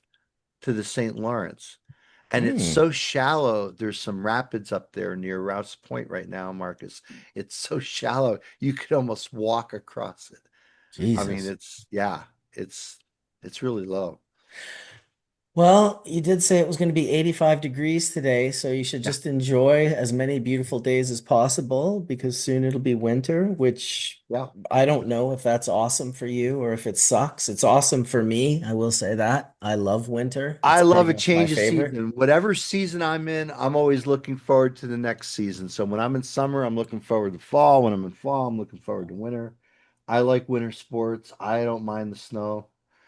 I Cleaning the love the snow off your snow. car is a pain in the ass, and Oh, certainly yeah. having to drive around snow-plowed Do you roads want to can be know a painful. good trick? Get the BG 250 steel electric leaf blower. It blows at 190 miles an hour. Just make sure you pull your windshield wipers off before you do it, or you'll blow those bad boys like 100 feet. Yeah, forget about Okay, like scraping the snow off your car. Just blow that shit into the just neighbor's blow it, yard. huh? Yeah, absolutely. Yeah, man. You Right into the neighbor's yard. So, Marcus, when are you in Quebec next? I'm going to go to Quebec this month in a couple weeks, I suspect, I believe, is what the plan is. So So you'll be in Farnham. I will be. Okay, so yeah, let's make it happen. I mean, I We that gotta when you're in Farnham, you're sooner like than an hour later. and 5 minutes away. Yeah. So we need to make that happen. Well, listen, if I had my license, my waiver, I would have come and seen you for sure. Like, no problem. I do work a lot while I'm there. Like, I put in like 8 to 10 hour shifts each day, but after that shift is the time that I have to chill. The only problem is it would be a bummer to meet you for the first time and hang out in the motel room in Farnham. It is like this place increases suicidal ideations by like 77% after like 2 hours. And I stayed there for 5 days. Oh, dude, all the more reason you need me and an acoustic guitar. I'll fucking make it the best place on earth. Yes, there you go. Maybe some LSD. Come on, Colin, let's go, dude. What are we waiting for? Yeah, it's the Mellis. Yeah, it's gonna be you talking about like the soft chair in the corner kind of vibe where it's like Oh yeah. the light sort of flickers every so often. Yes, it's a motel, not anything else. It's a motel. You park your car right out in front of the door. Oh man, And it's one long, like 20 rooms just on one side. it's Hey, amazing. that's just a building, man. That doesn't have anything to do with me and you, right? Who cares? Dude, we could be in a fucking bus terminal toilet and it doesn't make a difference, right? I think it'll So, make a bit of a difference. I trust Marcus's call on this one, but we could always listen. We could always go somewhere else. We could always like. Exactly, exactly. You know what I'll do? I'll mention it to Justin Conway, who is the PhD chemist over there. And he's got a really beautiful place that would be much more conducive to us hanging out and you playing acoustic guitar. He's got the nice dog. He's got the like A-frame overlooking the river. It's good. oh, let's Very go. good. It's Come the on, polar man. opposite of, yeah. And it's like, I don't know, 30 minutes from Farnham. So yeah, that's that's what we'll hint at. If you're watching, Justin, Yeah, we just invited ourselves over your place. Coming well, not over, man. necessarily. Be there. We'll be helpful. You guys will like have breakthroughs in chemistry, dude. Kidding me? There you go. Huge value. Huge value, dude. But I mean, Dr. Mark, the trade-off for the drought this year is the outdoor has been if everyone that's pulling everything down, if they can get it down before the middle of this next week. I mean, you've done it. You've won.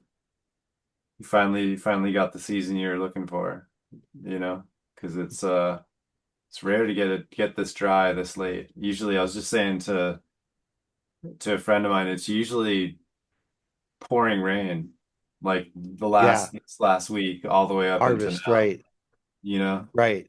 You're And sweating, everything getting totally soaked and moldy as you're pulling shit down from the field in the middle of the fucking night. Yeah. Dude, with that said, shout out to the outdoor growers from the past, from the Yes. present, and into the future. You guys and gals that are putting plants out there and facing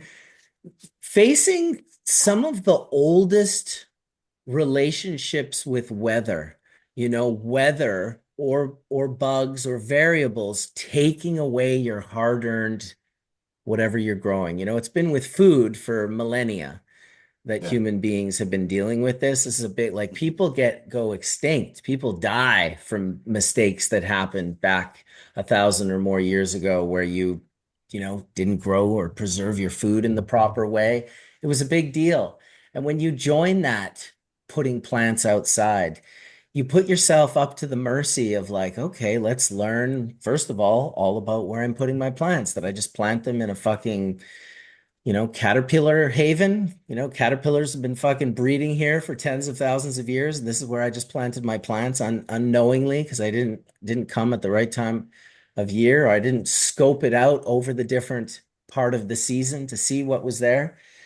Who knows? But it's impressive. And my hat's off to all of you that do it. I have a few plants outside.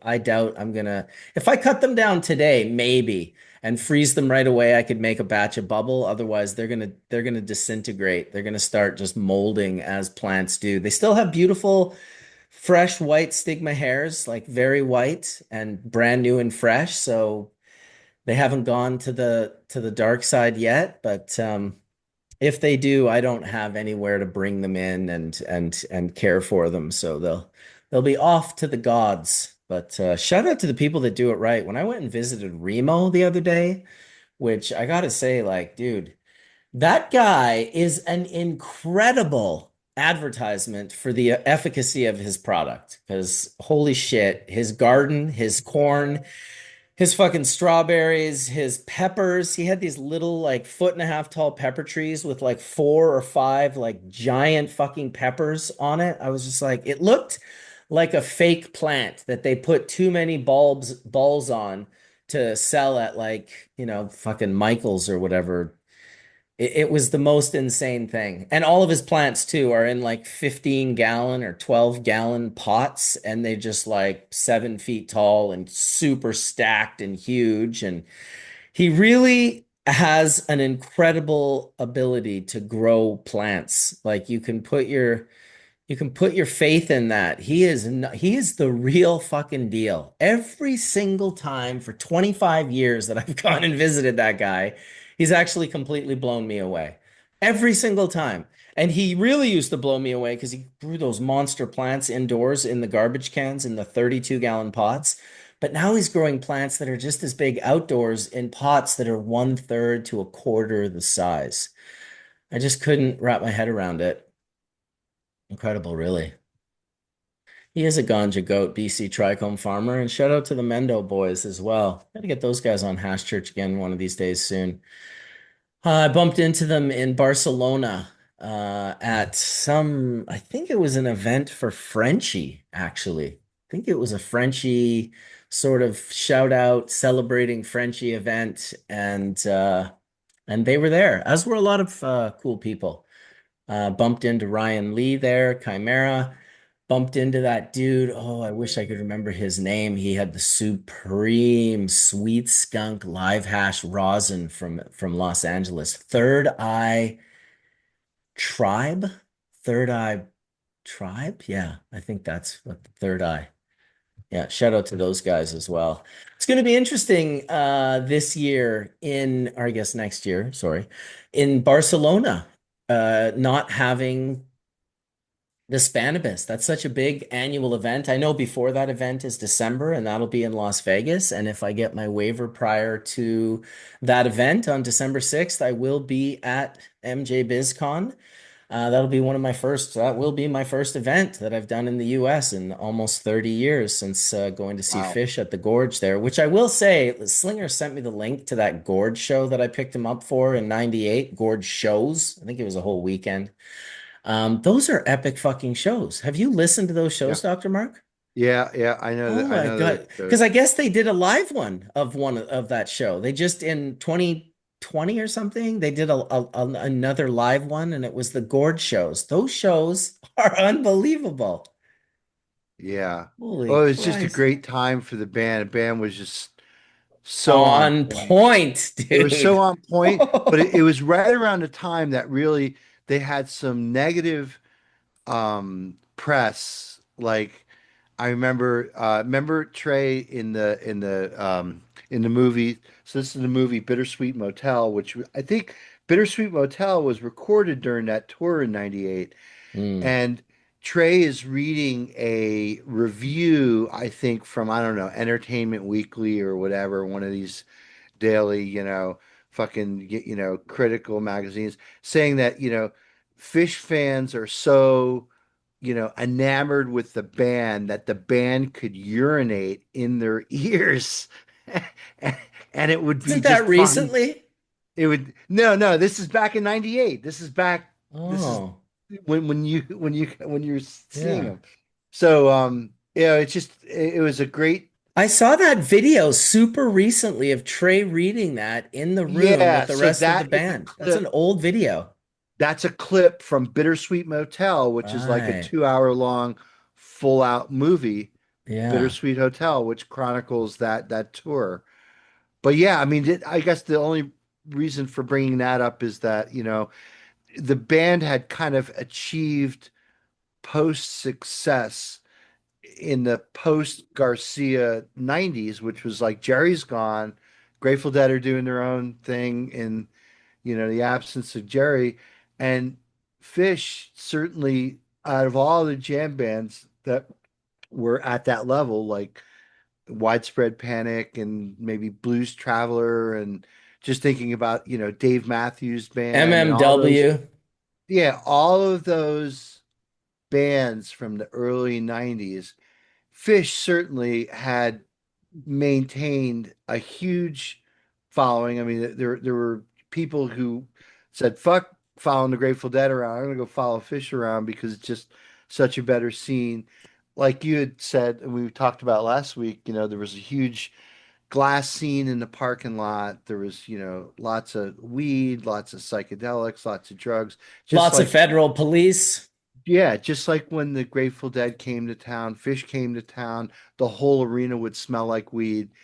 Um, all of the hotel rooms in the area, all of the restaurants. It was the same phenomena that we saw, or at least that I saw growing up on a Grateful Dead tour. I'm like, oh yeah, Fish tour. This is like the next thing. And I think that's like where you and Marble Slinger and those shows were just all part of, yeah, obviously leading up to the big Cypress ultimate event at the Millennium, which was just kind of like, what do you do to top that? They were just constantly on their way up, but kind of ignored by the mainstream media and not taken seriously for whatever reasons. But when you look at their body of work, it's incredible.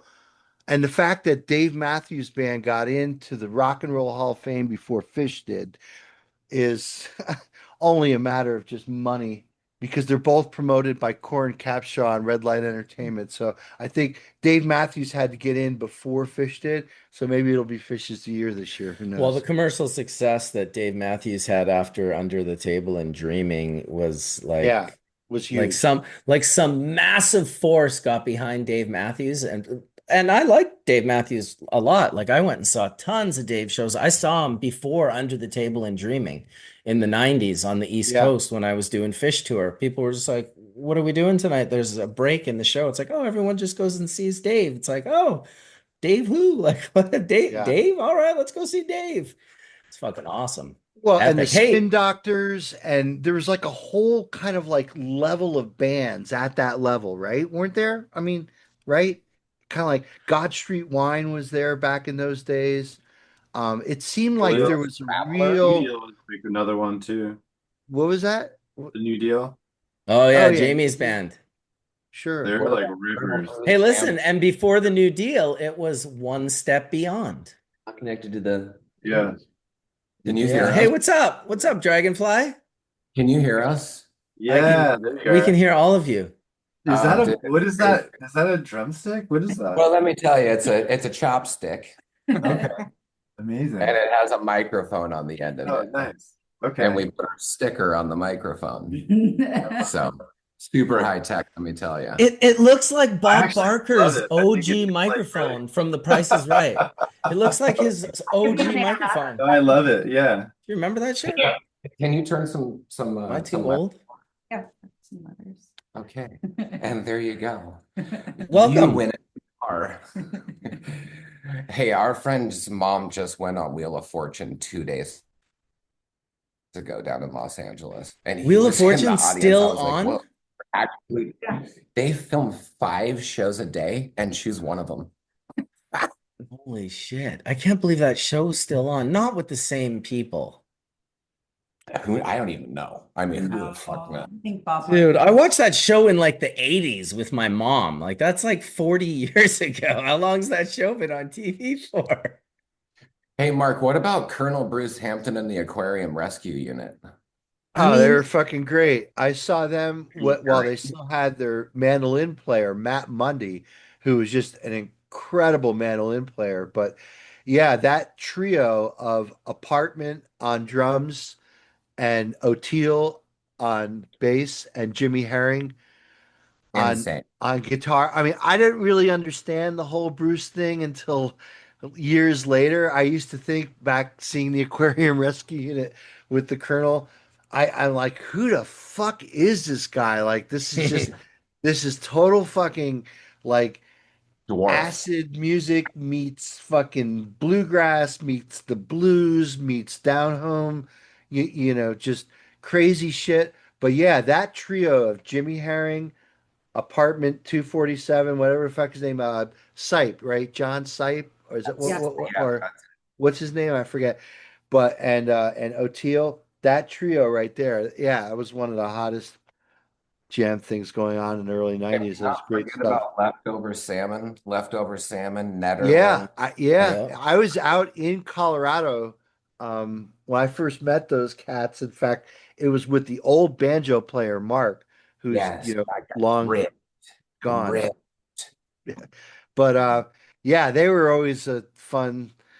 Yeah, Colorado had a great, really great music scene, Josh. There's like lot of jam grass stuff, a lot of crazy shit going off, Jeff Austin and all the the people who were Before really doing the soundtrack. crazy bluegrass shit, right? Like Leftover Salmon was great band. Oh my One God. of Kelly's best friends from high school was the manager at the Fox and Okay. started managing the Fillmore and worked for Chuck Morris. And there was this dready guy named Jerry who lived up in Netherland. People know about him, guaranteed. They'll be like, yo, I totally know Jerry. He recorded every single live show at the Fox. And back in the day, he had like volumes of CDs. So we would just go there with Herb from the West Coast, check into Colorado and buy 100 stack of blank CDs and record every fucking show that we wanted to. And Fox had a show every day of the Oh week because yeah, they were yeah, in Denver. yeah. Dude, that is almost the same story that Skunkman Sam, a little bit different, but he befriended the sound guy from the Milkweg in Amsterdam. And this guy had every show. He was just recording every show. Every show that he was the sound man for, he just would record and keep a master of. And Sam got 25 years of Milkweg recordings, mostly the reggae shows. And he had every CD like in his living room. You could pull out this big drawer and it just had hundreds of CDs, all just like all the dates of all the shows in a row, like just epic collection, CD collection back in the day. Shout out to Skunkman Sam and shout out to you, Josh, for having the same experience. You guys were on similar paths. Are you going to introduce us to your friends? I think they're a little frozen. Oh, really? That was good timing, wasn't it? Like when Yeah. you think of the whole conversation that just it went down, just when I asked, "Are you going to introduce us to your friends?" was like this long pause and silence. He'll be No, back. no, we But will not be the other, introducing you to our friends. the other thing is the dead hour, Dr. Mark. Remember the dead hour? I used to like, Yeah, David Gantz's show, you mean? yeah, I mean, I think it still goes today, but I mean, I used to like every Friday, like, Yeah, religiously, they like, used to have it on WNEW, right? 102.7, right? yep. Yep. Yeah, the Grateful Dead. Well, yeah, And I, those I are I out there grew that up in don't know the northern dead New hour. Jersey. Grew up listening to New York City radio. So yeah, I remember. Yeah, the King Biscuit Flower Hour. King Biscuit Flower Hour used to basically have a concert that they'd broadcast. And I'll tell you, man, the first couple times they broadcasted the Grateful Dead, I had my 5-button Tandy Radio Shack cassette next to my alarm clock, which had a little one speaker, little Sony alarm clock that had a little one speaker thing. And so they'd be broadcasting King Biscuit Flower Hour, Grateful Dead, from Capitol Theater, Passaic, New Jersey. This is 75, 76 era, and I'm like making tapes by holding my alarm clock next to my little Radio Shack 5-button cassette player. Classic. How we all started. Totally. I'll never I, forget the first time I got a little cassette player because it was even way before I listened to music. I was a little kid. And I don't know what I was doing with it, but at one point I recorded some piano on it on the tape. And I was like, my sister and I were like, let's record some piano. We'll play it for mom when she gets home. It'll be awesome. So we record this little piano clip of me playing piano, and my sister's like, good job, Marcus. And then my mom comes home and I give her the little recorder and I'm like, press play. And she presses play, but it's like, I don't know. I guess I put the tape in the wrong way, and it was like me swearing, saying something like, "Hey, you want to hear a fucking joke?" Like, but I was like super young, and so I was also recording myself swearing and then re-listening to it because I thought it was funny. And Yeah. you want to talk about like early on, foot in the mouth, like, dude, like I lined myself up to be crushed by my mom. She was very upset. She was not happy, let me tell you, hearing her little angel swear, curse, if you will. I just wanted her to hear the piano and be proud of me. Damn. Well, there you go. That's why pride is a deadly sin. Stay away from that shit. Remember when cursing was such a forbidden thing? It's like, oh my God, like, yeah, you couldn't do it at home, couldn't certainly do it at the dinner table, couldn't, have your parents be in earshot of you using the swear words. So when Dude, we used recorded to, it. when we used to walk to school, we're like, wow, now we're walking to school. Nobody could hear us. Fuck, shit, fuck. Just start swearing. Just two kids walking down the road with backpacks, just with, you know, That's sailor so mouths. funny, dude. That is Yeah. really quite hilarious. Well, because you thought you were getting away with something, and you find out that it's just a word, right? Yeah, yeah, I we exactly. had I grew up listening to George Carlin comedy records, and there Me was the too. 7 words you can't say on TV, right? And I know for a while, like my parents, they didn't like us listening to some of those records because he has, really graphic kind of, I mean, George Carlin is the greatest philosopher of the last century. If you think about it, you think about some of his sayings and, how he looked at humanity and poked fun at us. But yeah, Yeah, the 7 words you can't say on TV. I remember when that was a big, oh, do that we was a let the big kids one. listen to that? It's like, oh my God. Well, God asshole, shit, help our piss, if fuck, our cunt, kids use the cocksucker, word and fuck. motherfucker. Can't say that. Oh God. Can't say that.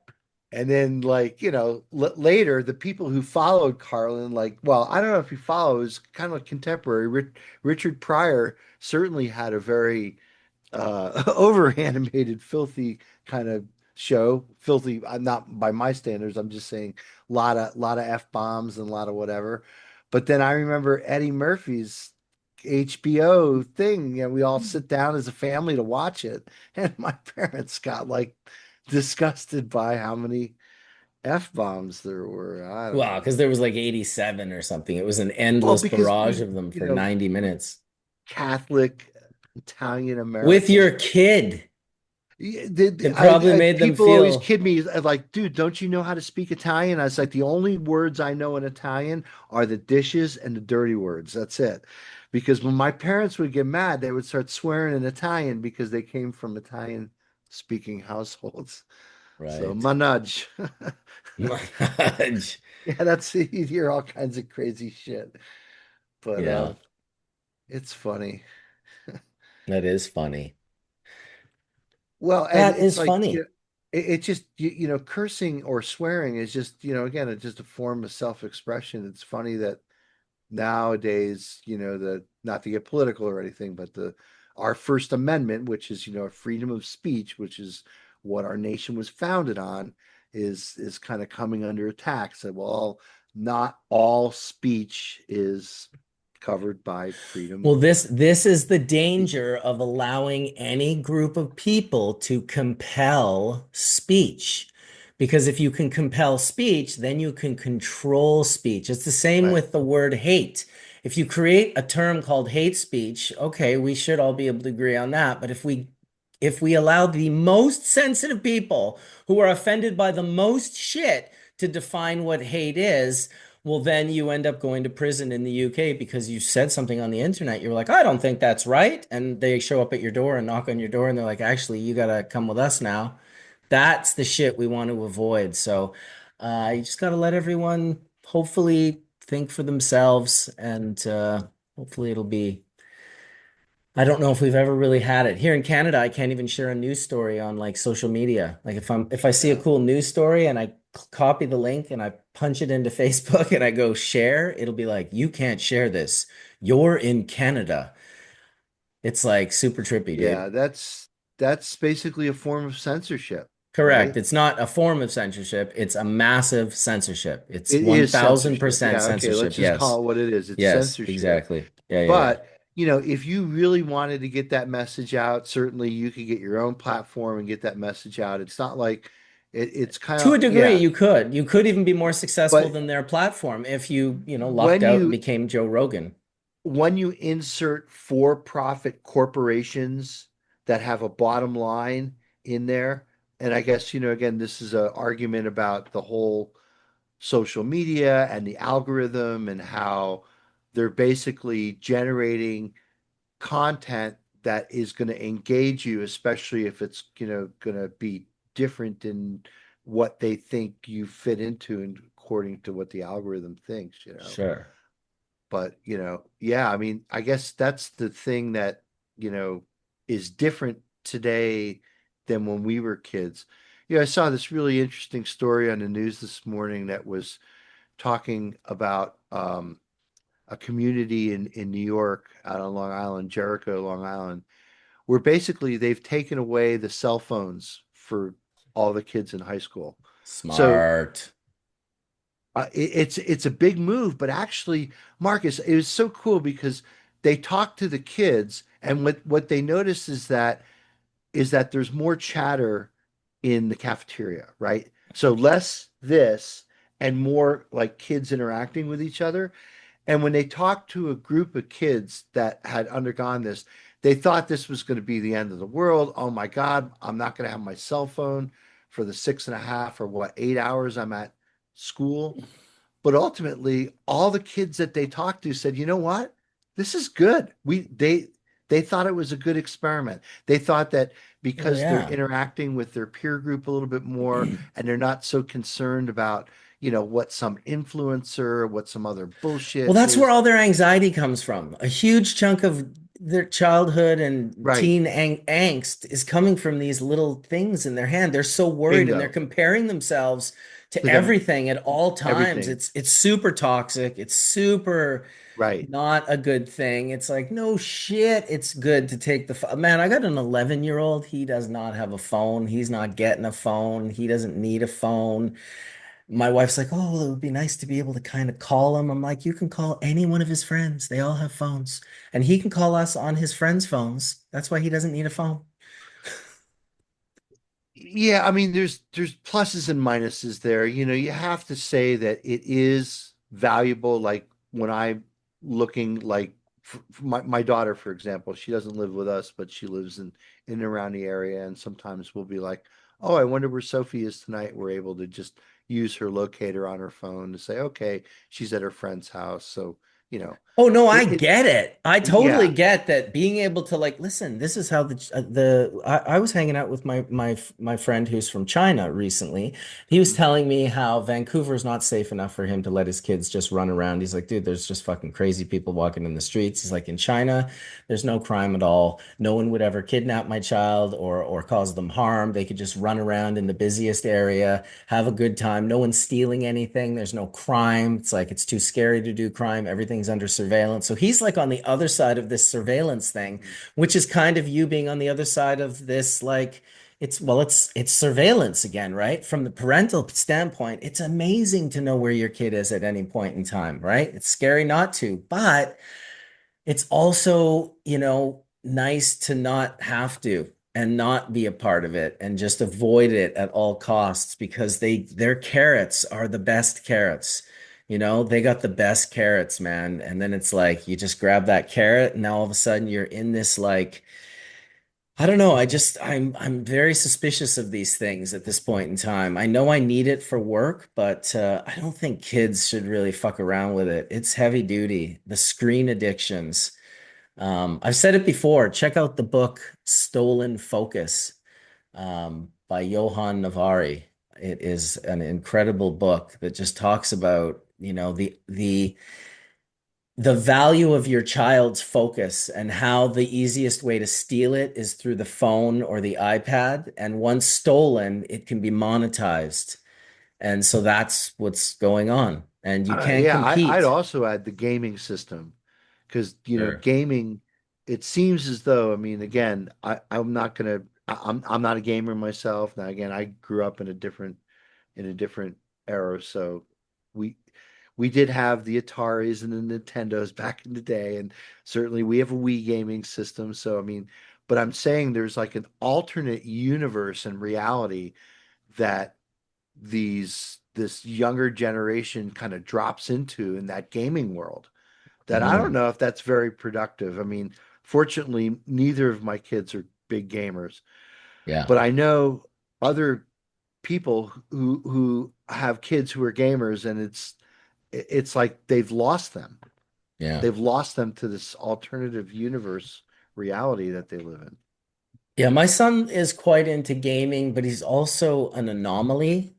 So like he's not the gamer that drinks a 2 liter of Pepsi and crushes a dozen donuts. Like he is like in shape.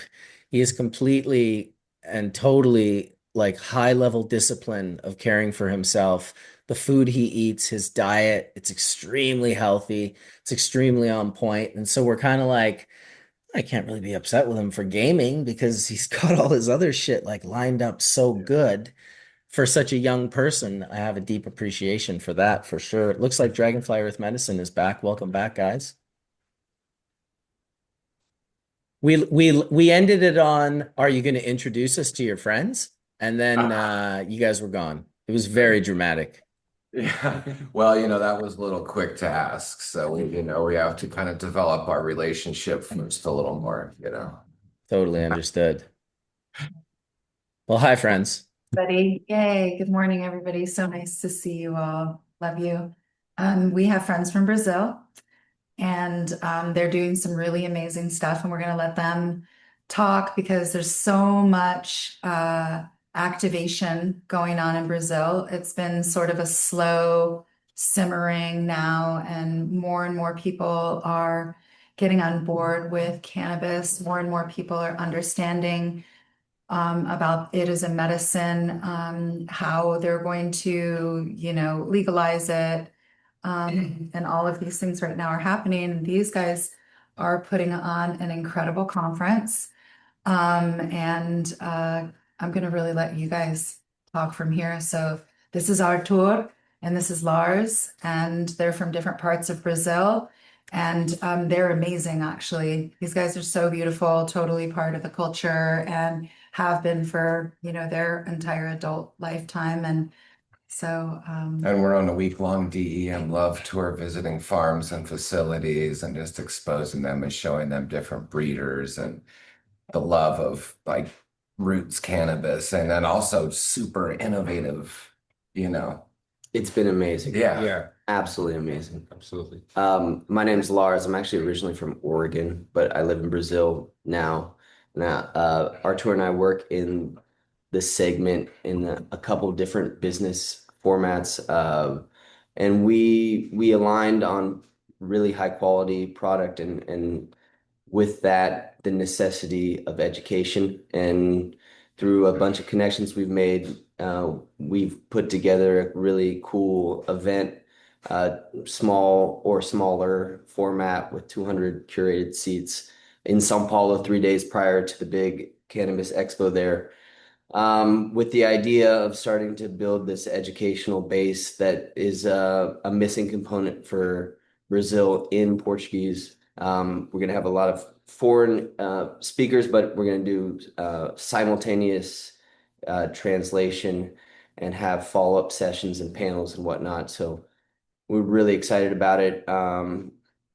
Dragonfly has been helping a lot. They're going to be down there. It's going to be an amazing event. I think we're combining voices from Brazil or people that come from Brazil but are elsewhere right now in cannabis, to do really cool blended learning exchange. And we're really excited. I mean, that's, I think, the most important. Most definitely. Yeah. Yeah. Tell us a little bit about your journey, Artur. Well, my name is Arthur. My journey started I started growing back in 2016, 17 when I moved to Europe from Brazil. I spent a couple of years there and I learned how to grow, and I started helping growers in Brazil to have access to premium sprouted seeds through some very good contacts I made in Europe. With that, I hadn't really a plan of becoming like a seed bank or anything, but it just happened. So I own the Seed Club that since 2020. So I sell high quality, premium quality seeds through my channels in Brazil and South America.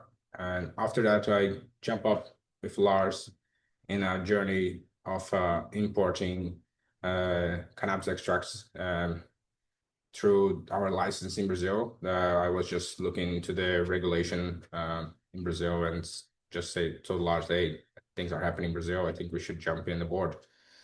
And yeah, everything started, I think, 2021. Took a long time to figure out how to do that. Yeah. And you can tell us later about the NVC. Yeah, so it's a little bit hard to do this kind of work because most of the companies that are doing that are pharmaceutical companies.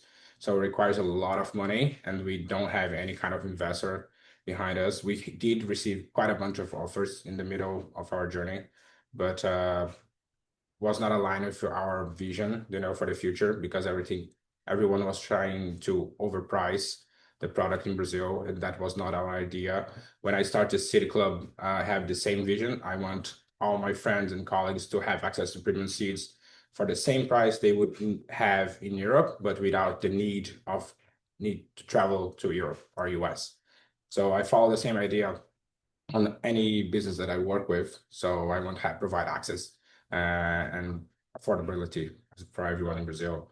And yeah, it took us a couple, almost 2 years to figure out how to do it properly. And we had made a lot of good connections because we are probably the only company in the whole Brazil that are focusing on quality at this time. Everybody's trying to focus on price because they can overprice everyone in Brazil. So yeah, and I always want to provide knowledge to everyone that's growing. I think that's knowledge is power. And once you learn how to grow and you have a child, I think this health and wealth movement in Brazil is so strong now. We see so many kids that need that medication, and in Brazil it's so expensive.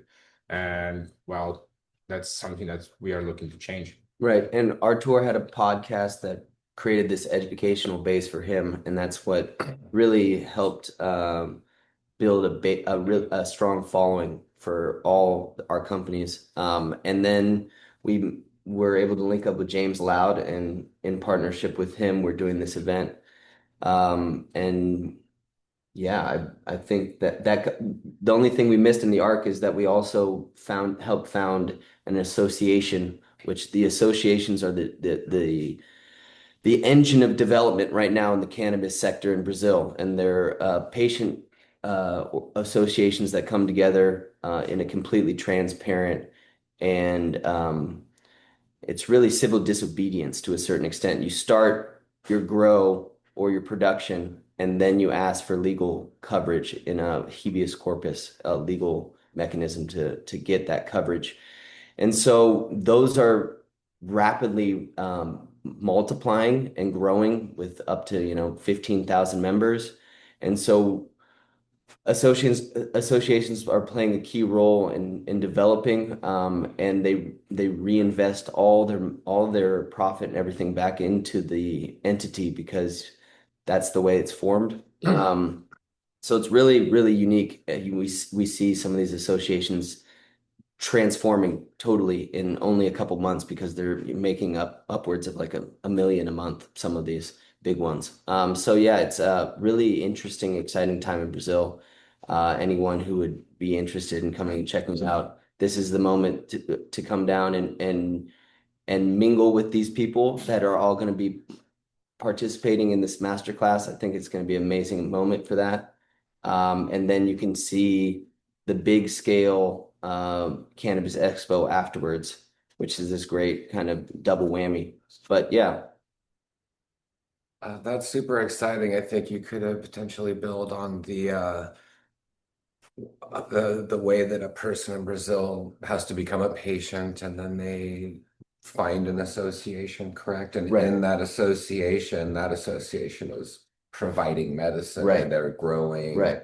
And they have a really amazing opportunity right now to provide products Right. to the Yeah, community. inputs. Yeah, there's so many opportunities for people that are doing stuff outside the country as well to get connected. And these associations are looking to improve.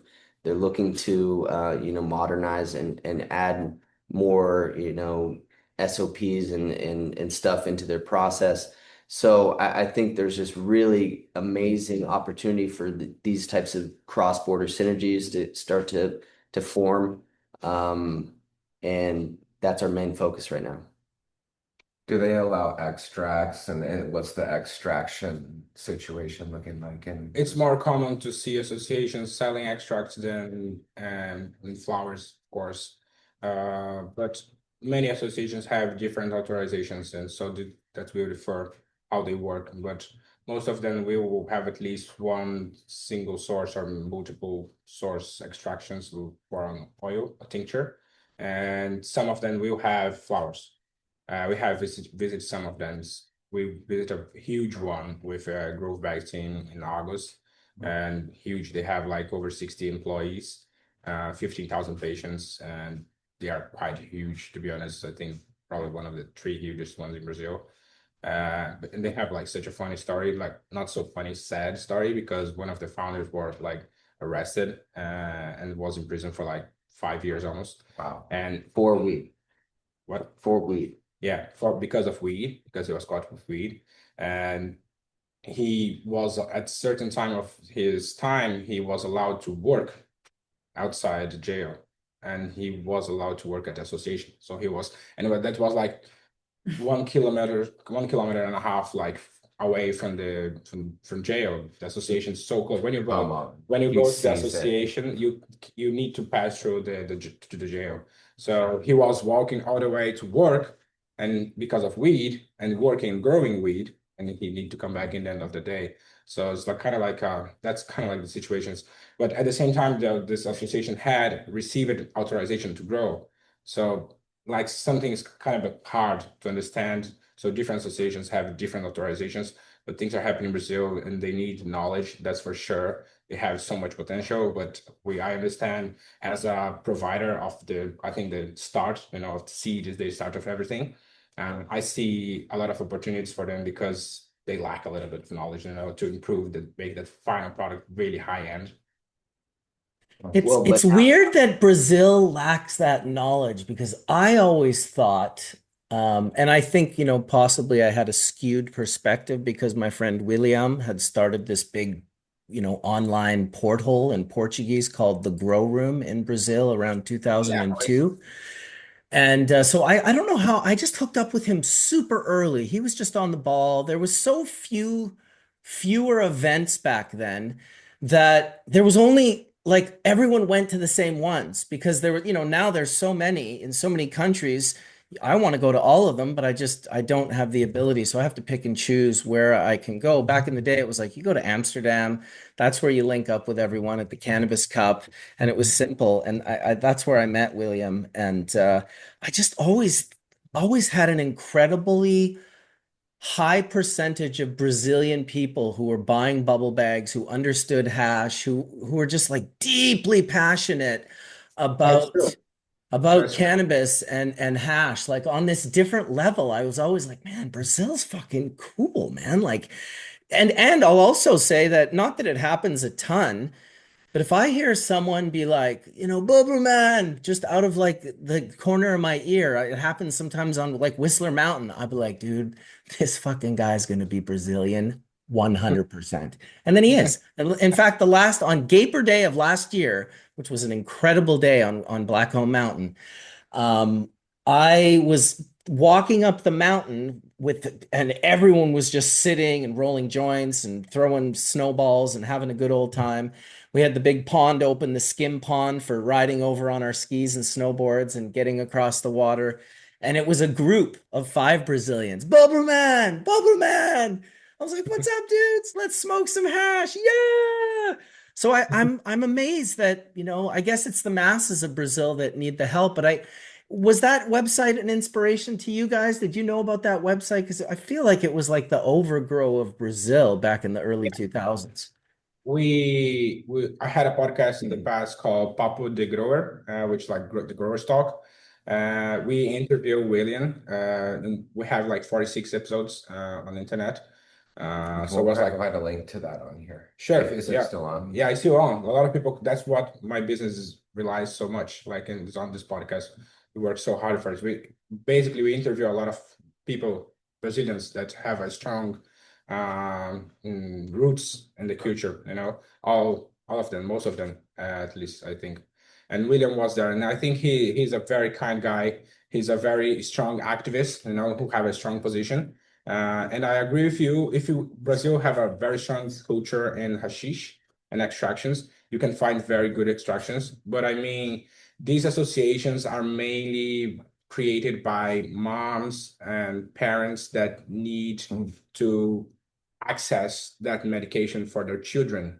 And so these people are just kind of desperate, like they see other children being under the medication, under cannabis treatment, and they see the improvement so fast. So they get kind of like, oh, I need to do that. The answer's right there, and it's so unique, right? It's like a lot of the straighter people that have never come to cannabis that are now looking at it as a medicine, may very well look at the cannabis user. They may look at them as a little bit like down here. Oh, look at those guys. They're just smoking joints. When those are the people that they can get it from. Those are the very people that would be happy to share it and get it to them. It's a wild disconnect of society that you have. Some of them are even in your family. It's like the black sheep in your family. It's like, oh, Billy, he's been smoking that marijuana. It's like, well, yeah, like, doesn't grandma need some of that? Like, weren't you guys complaining the other day you couldn't find any? It's like, go talk to Billy. He's in the basement, probably smoking weed. I can smell the incense right now. It's classic. I'm not just one sec. Just one sec. Just one sec. Okay. No, I wanted to just jump in and say and just touch on what you were saying about the hash, and I think it's important to look at Brazil as its own unique place where hash culture is mainstream. It has been for a really long time. There's really high quality extracts. That's to a backdrop where 8 or 9% of people have been just able to access brown brick until a year or two ago. And that's all changing right now. There's this leapfrog going on.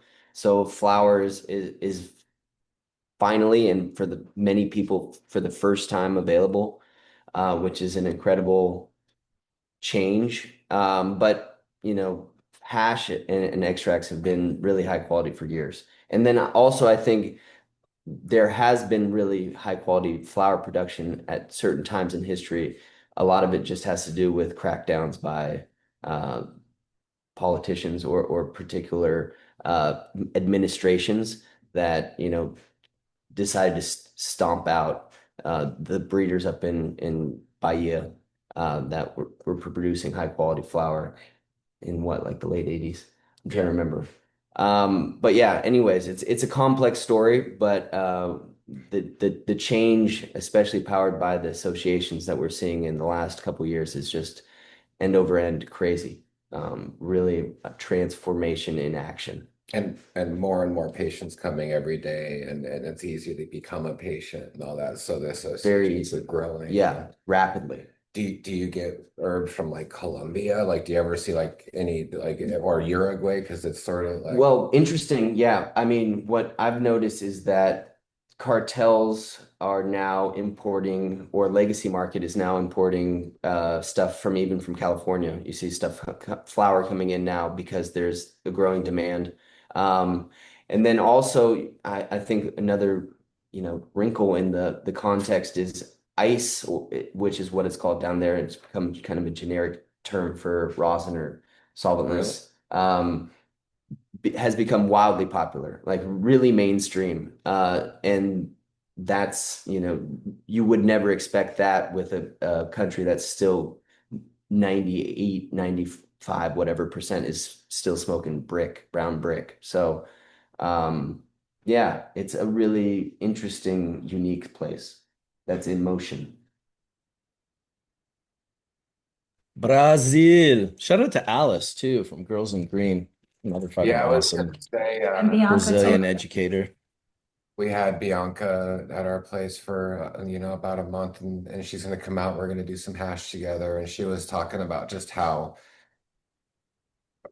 into things Brazilians get, and we've all been to Barcelona, and seen the Brazilian influence in Barcelona is spectacular. I mean, most of the cups are in the top 10, or you're going to find Brazilians, whether it's, and I don't want to name one and And the clubs not too. another, but the clubs are super spectacular, and the Hasher and Selva and many more have been really, really kind to us. But you really see like, wow, they hone in and focus on things. So it's really fun to watch anyone get really into something and then have a group of people come in and say, hey, this is what we've been working on the whole time. And then them really just kind of take the ball and run, even with breeding and all this stuff. So pretty spectacular. Pretty spectacular. We're really excited to come down to Brazil and travel around with you. Also, Tabata is a really amazing woman, and we really are hoping to connect with her down at her association as well. And I think it's the idea that you can create an association and have a community and be able to interact with them and provide medicine. It's almost like the more regulated things get, the less personal it gets. And so I like how personal it's right now. And I think Brazil are a lot of people from other countries will start looking at Brazil as a potential strong market. We are a future-based country, we produce a lot of food and high quality food. So I think there's some certain parts of the country that you can grow high quality weed.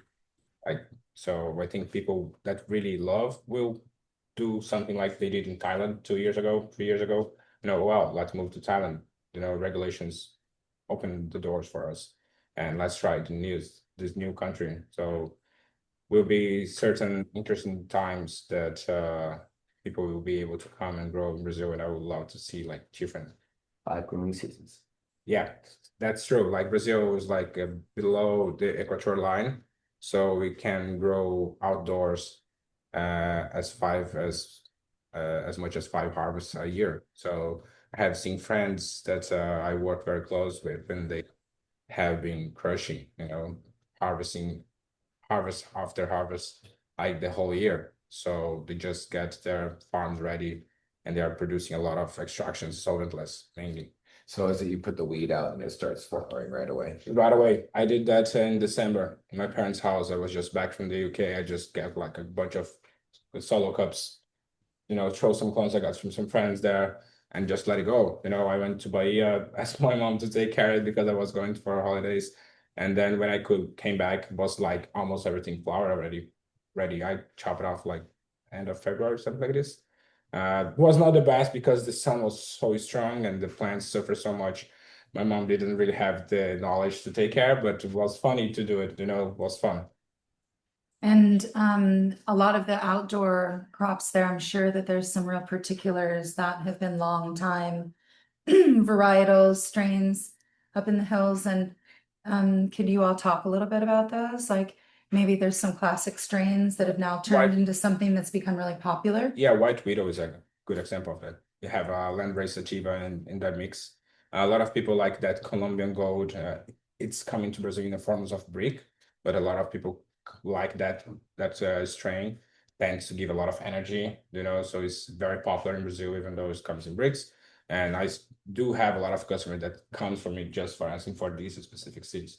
They are highly resistant to mold. Brazil has a lot of moisture in the air, so we are always focusing on strains. I have one breeder in particular that it's looking to build up a facility in Brazil to climatize his whole lineup to Brazil. So this is something that we have been working at for a while. So I probably will be helping them to start setting all up by middle of next year, second quarter. So I think it's interesting. Brazil has such a huge potential. We are over 200 million people in the country. We are very well spread, so logistically it's a little bit hard, but if you are well located, you can do very good work in such a short amount of size. Like São Paulo has like almost 25 million people in that city and such a small town, and so a lot of business being happening there. Can you tell us a little bit about the Anvisa program and what it is? Well, Anvisa is the body that regulates the pharmaceutical products that are sold in Brazil. And it's kind of simple you must have like a website and a prescription from a doctor. I think Lars can explain much better because it has a nature. So Anvisa is the health regulatory body in Brazil, and they also are the ones that take or look after the medical marijuana importation program.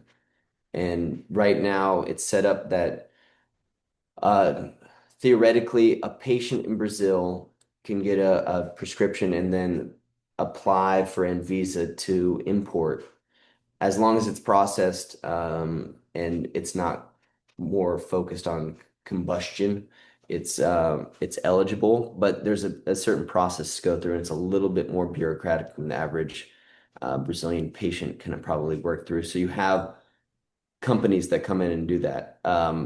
But it's a very interesting pathway to access B2C sales for companies in the United States. Did you say they're trying to stay away from combustion? They want to like make it more vaporization sort of thing? Well, so no, Or actually, edible? Anvisa until this point is focused on oils and Tinctures. yeah, and but gummies or something like that. Anything that you could consume in that format. But the associations are not limited.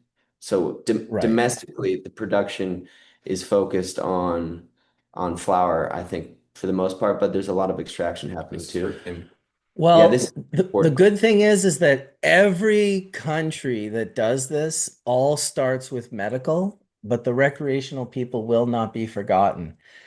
It always starts with the medical. That's the protected area. That's the one that no one is willing to be like Skunkman Sam and just be like, I'm just fighting for people to get high. I think everyone should be able to get high. People, that freaks people out.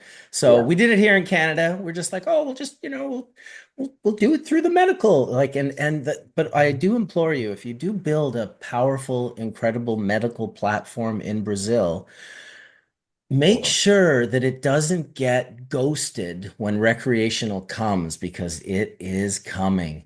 And it is an easier market and a bigger market if you're not a multi-billion-dollar pharmaceutical company. And it happened in every market that I've seen it happen. It happened in Canada. We had these great medical platforms, and my mom was super stoked. She was able to buy, like, there was 18 different oils at the company. She would pick and choose and be like, "Oh, I have such a nice selection, and they help me sleep. This is great."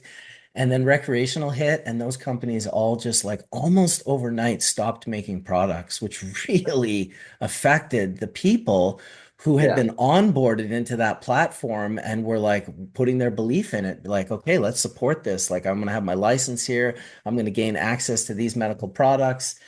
It is a weird thing that you'd think after so many countries did it, that countries would just be like, let's just follow exactly what the countries that we feel are doing it somewhat right now. Let's follow exactly what they did and just go right to the end. We don't have to play out the whole fucking thing. Like, Jesus Christ, like 17 countries have already done that. Like, Mm. I wish they could do that, you know? Well, one thing that's really interesting about Brazil is that with their universal healthcare system, they've already started integrating it in with CBD stuff, and that isn't really defined yet. But what is interesting is to consider that extra component where once the big healthcare provider or the universal healthcare provider is picking up individual contracts for extracts and whatnot to use as medicine, then maybe it has more staying power. But yeah, I mean, that is a big concern. That's a big fear because there's a really amazing infrastructure being set up right now and increasing access and Well, a really. big part of that infrastructure, and people don't usually realize it, and that's why it almost always plays out like this, is created by companies that are getting their foot in the door so that they can jump on wreck the second it happens. They want to have infrastructure, they want to have their labs built, they want to have access to grows, and I've just seen it play out time and time again. I really hope it doesn't play out that way, but it's almost inevitable if you follow back who's investing the most into infrastructure for a medical platform to exist. If it's Roots, that's amazing, like the Compassion Club here in BC. But the minute it became, and the Compassion Club was amazing, but it touched like tens of thousands of people. And the federal legalization of cannabis touched millions of people. Didn't touch them in the best ways. But it did make it accessible. And I mentioned that the other day when Jodie Emery was on here, because she's, very much on the side of like, okay, like for the longest time, she was very bitter about legal cannabis in Canada. She wasn't really feeling it. And she's kind of come through all that. And now she's like, well, no, it makes more sense for me to help steer this in the direction I want than to be bitter and judgmental and criticize something that I'm not even actively involved in.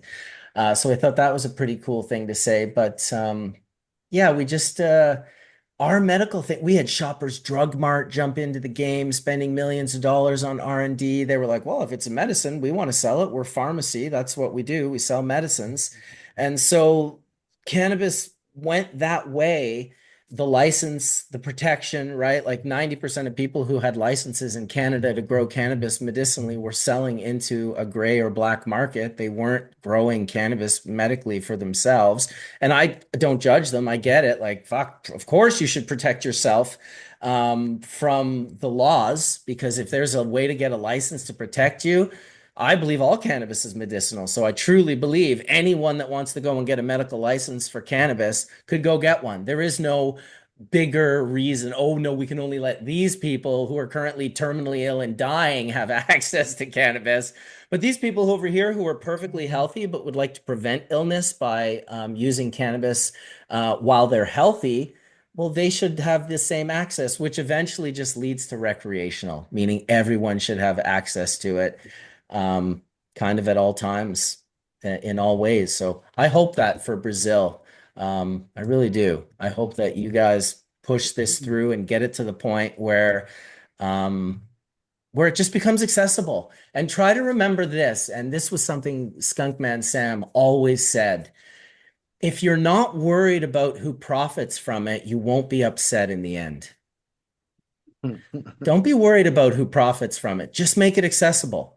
It's not about we're going to make this accessible and make sure a very specific group of people profit from it. Yeah, that's difficult. That's where it becomes difficult. But if you don't care who profits from it and you just make it accessible, I feel like that's where you push the ball the furthest along because you're not working against one another. You're all just pushing it along. Who's going to profit the most? Well, obviously, the companies with millions of dollars who are going to invest millions of dollars. I hear people all the time say, well, these big companies, they're making it impossible for the little guy to play the game. It's like, yeah, like the companies that build apartment buildings. Like, I can't play that game. I don't have any into that. Like, I don't feel like they're keeping me out of that game actively, personally, just because I don't have $200 million to invest and buy a property and build an apartment building. I just don't have the ability to build high-rise buildings.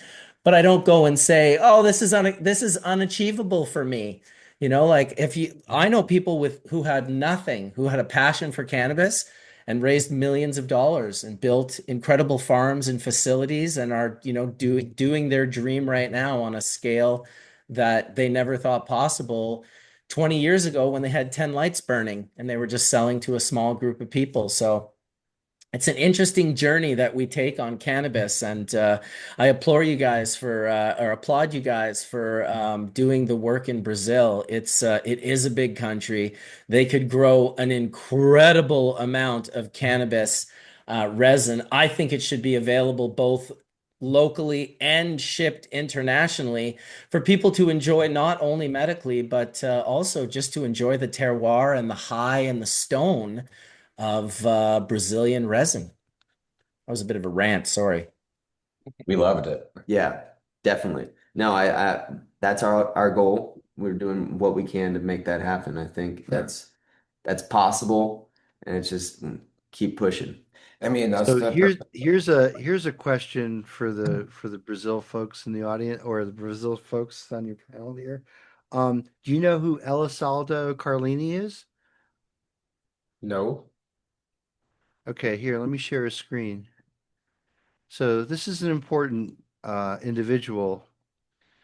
Um, can you see my screen? Yep. Absolutely. Okay. El Saldo. Elisaldo Carlini was a Brazilian physician, psychopharmacologist, university professor, and researcher.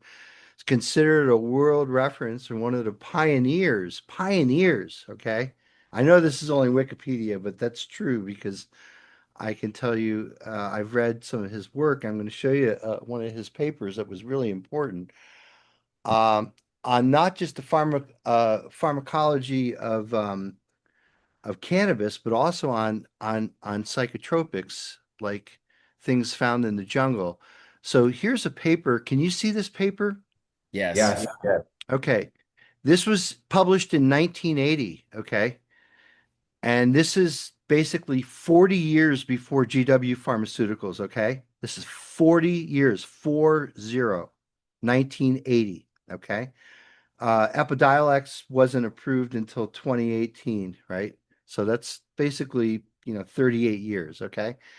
So Carlini amongst Meshulam are the authors on this paper. And, if I were from Brazil and I were in the cannabis industry, I would know all about this guy because this was very, very important work years before the clinical trials that proved that Epidiolex was going to be efficacious against uh, difficult to treat forms of epilepsy.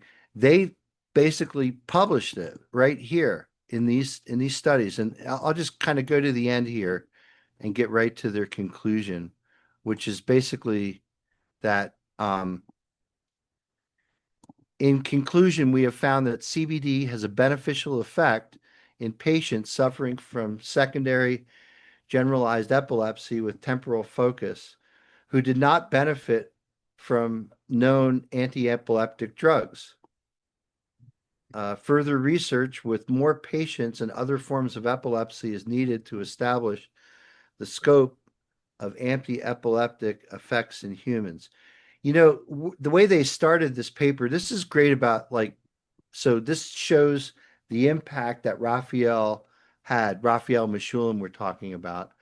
But he goes back to the O'Shaughnessy paper again, which refers to mostly anecdotal reports on the anti-epileptic properties that were in cannabis. Here they're calling it marijuana. but here I'll stop sharing. So I think all Brazilians should have pride over Elisaldo Carlini, maybe a not a household name like Rafael Mechoulam, but his work was very, very important to demonstrate the anti-epileptic effects of CBD. And he also, again, did a lot of stuff with phenethylamines, like early on too. Like I'm talking about like in the 50s and 60s. So he was a contemporary with Raffi and certainly deserves his credit for basically this paper, which, again, 40 years before Epidiolex became a drug, showed the efficacy of CBD against epilepsy. I feel like Sam would have an incredible thing Yes, he'd to have an incredible say story. right He knew now. the He's like, guy. actually, I knew the met that guy guy. on a train in I Prague. dabbed terpenes with him. Yeah, I did. That's true. Oh That's my true. God. So there's very important contributions in the world of cannabis that comes from your beloved country there. And you guys should know about it and make sure that you're educating people on this and very important seminal contribution.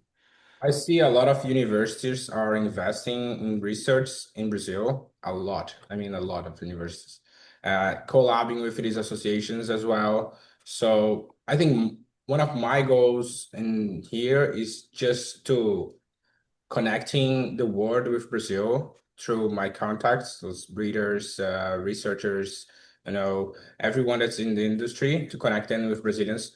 So we avoid that waste of money in research that already exists in other countries. So we can just jump in, a step ahead because I see a lot of associations spending their monies in incorrectly ways, trying to, accelerate the process of drying, curing, and we just go there and just, oh, no, this is not how it should be done. You need to, look for the terpenes as well. You need to, drying properly. So like, there's a lot of good intention, but you need a little bit of knowledge. And also Well, like, yeah, go for it. I, Sorry. I was just going to say he founded something called the Brazilian Center for Information on Psychotropic Drugs, and they have a link in his Wikipedia on it. I don't know about this at all, but I would just assume that what they're talking about are things like ayahuasca and psychedelics from the jungle. I mean, if you think about it, I mean, there is a whole pharmacy in the jungle, right? Of all of these natural products that probably some the natives know and they've known for years and as part of their medicinal practices. But I would love at me myself as a scientist to have, kind of unfettered access to what is in the rainforest that hasn't yet been discovered. And Oh, are there like cures for cancer Just and other types of 90%, disease? just it's 90% of yeah. all what we know so far is still sitting there. Is still I sitting know. there, right? Of Yeah. course. So as a scientist, that just makes me really curious, and it's like I want to get down there and try to open up these secrets before I Mark, check out of this plane, we're you know? gonna we're gonna associate you with the association for sure. It's in the works. So get ready. Yeah. Hey, if you need a chemist, I'll be pissed if you call someone else. You know we would never do that. We love you. All right. Thank No, you. I'll but look still, forward to that I, trip. Then we could go ahead. no, I was just saying that I want to also like help to avoid the loss of that magical tradition. Like in the old times, my grandmother we used to have like loads of alcohol vials in our house, like with different herbs for different reasons. Tinctures. Yeah, tinctures, and that was like I. That's a very good example that has is kind of like being lost now. So I want to try to help these to preserve that tradition.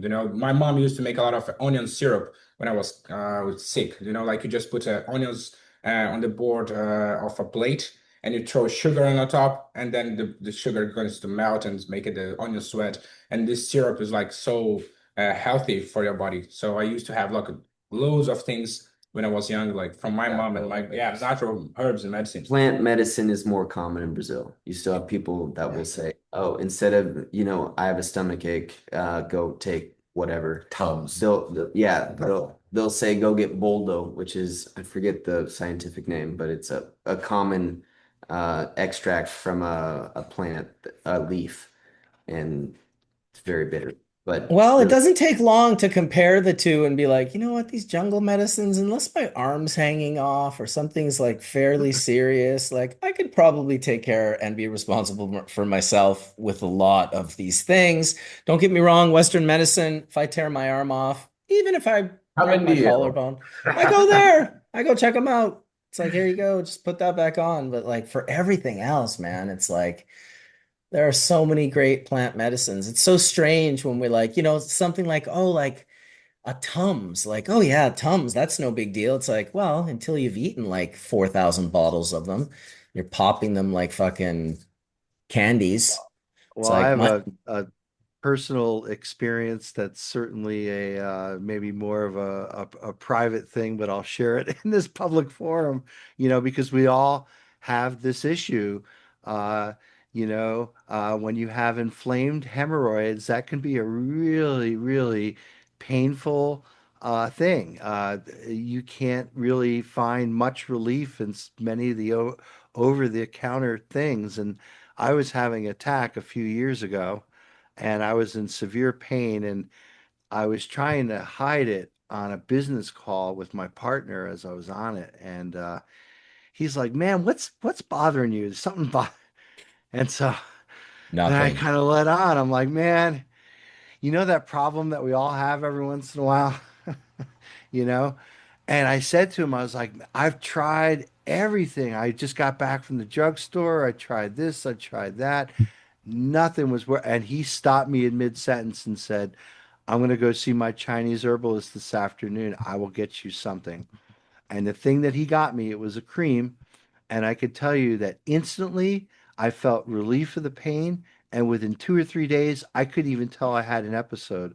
So it was, I don't know what the fuck it is. I still have it upstairs in my medicine cabinet in case it ever happens again. But man, A did lot that of shit fucking work. And instantly too. Like I had never felt a medicine's onset of activity be so rapid and so quick for pain. And that kind of pain, I'm telling you, we all know what that pain is, right? It's a personal kind of pain. We all have it down there every once in a while, right? Gets aggravated when you eat lots of chilies, okay? Can you figure it out? Okay. So I'm telling you, there is something certainly that Western medicine missed because everything that I took that the Western medicine told me to take, none of it was effective.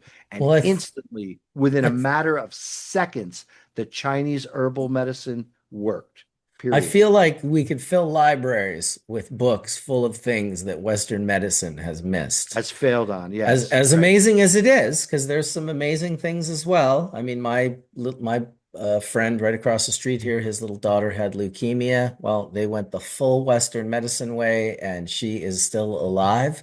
They have nothing but great things to say. You'd have a hard time losing an argument against them if it was against Western medicine, against their personal experience. Um, Right, right. I'm not saying that it Well, doesn't and exist. cannabis falls into that a lot. Like I think doctors who are unwilling to maybe think about cannabis as kind of like a front end medicine to treat inflammation and pain. I mean, I think herbal medicine could be viewed as, oh, it's some witch doctor's bullshit. We don't really know what the fuck, how these things work. It wasn't FDA approved, so therefore we just don't know. It's some kind of My God. magic whiz but it's bing supplement. willy-nilly, fucking who the hell knows what's Didn't going they on. approve You can radioactive cigarettes? No one approved it, I don't think, right? I think It's that's also what we've always wished for, like doing midwifery, and you know, not in some, well, in Eugene, it was beautiful in the 90s. You could do midwifery and do home birth, and still, if an emergency came up, which was obviously rare, and we never wanted to, or very rarely had to bring someone to the hospital, but you could here in Eugene back in the Hmm. 90s. It was legal. It was in 1979 they made a law that birth was not a medical emergency. So since it's Good. not a medical emergency, it doesn't require a doctor and you don't have to have, like certified, credentials. But and what ended up happening is who's going to allow a random Right. midwife or a woman in town to come do your birth? It's just not going to happen. So it just puts in this human touch where you're like, well, this midwife and that midwife she's a grandma. She's been here forever. She grows gardens. She's taught us how to make medicine from the garden. Then you see babies come out healthy. Then you see the placenta. You assess the placenta. You see the health. And that's the success story. That's the woman you want when you get pregnant. So it's kind of interesting how it doesn't have to be science or a Western medicine approach that could verify something. Let's just say it, like leave it that simple. You kind of get verified through actions and what's happening in the community. And then when we went to British Columbia in the late 90s, there was a good midwifery scene, an amazing woman, Diane Carter in the Slocan, who taught us a lot of stuff, amazing things. And then they legalized midwifery, and all of the work that we were doing rurally became illegal, meaning it became legal and it was touted as a success for midwives in the world. It was a news story. British Columbia legalizes midwifery. Well, in the background, you couldn't be within, you had to be 45 minutes from a hospital. You couldn't push for longer than 8 hours. If your water broke, you had to go straight to the hospital. And I'm just using examples where these things come up in every birth, like every single birth that we did. It just happens to be we live 2 hours from the hospital at our house. So what are we supposed to uproot our whole entire biome, like our temple, our home temple, everything that's healthy to us, to go what, rent an apartment downtown or even go to a birth center? In our world, we just didn't need that. We didn't need that. We had our home, we had all of our food, all of our herbs. All we ever asked for was equality with the Western medicine approach, with doctors. All we ever asked for was, hey, give us some validity, like honor our process, allow us to come in and utilize you. But it was literally the opposite. And midwives went to jail. Gloria LeMay in Vancouver, amazing woman, gone to jail. One thing happens at home and it's like the whole world comes down on you, but yet there's things happening in the hospital all the time, bad things, let's say, and it's sort of covered by, insurance or whatever. So it's like, oh, it's okay if it happens in the hospital, but my God, if it happens at home, you're the most neglectful, terrible person in the world. So yes, herbal medicine's super powerful. I believe it's why they keep us from it. Because it does work so well.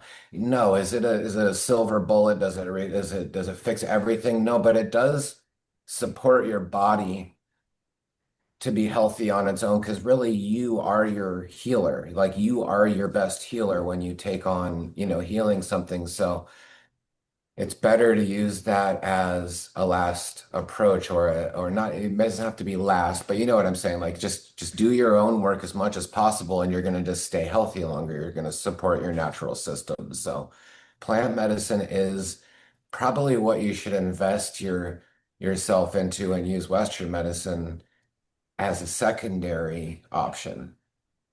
And then Yeah. They're there's all another. quivers. They're all or arrows. They're all arrows in your quiver. And Use wisely. I was thinking maybe this would be a good time to have a smoke. So Looks like you got a big old doink there. yeah, what we do, well, it's not a doink in the sense that it doesn't have hash in it.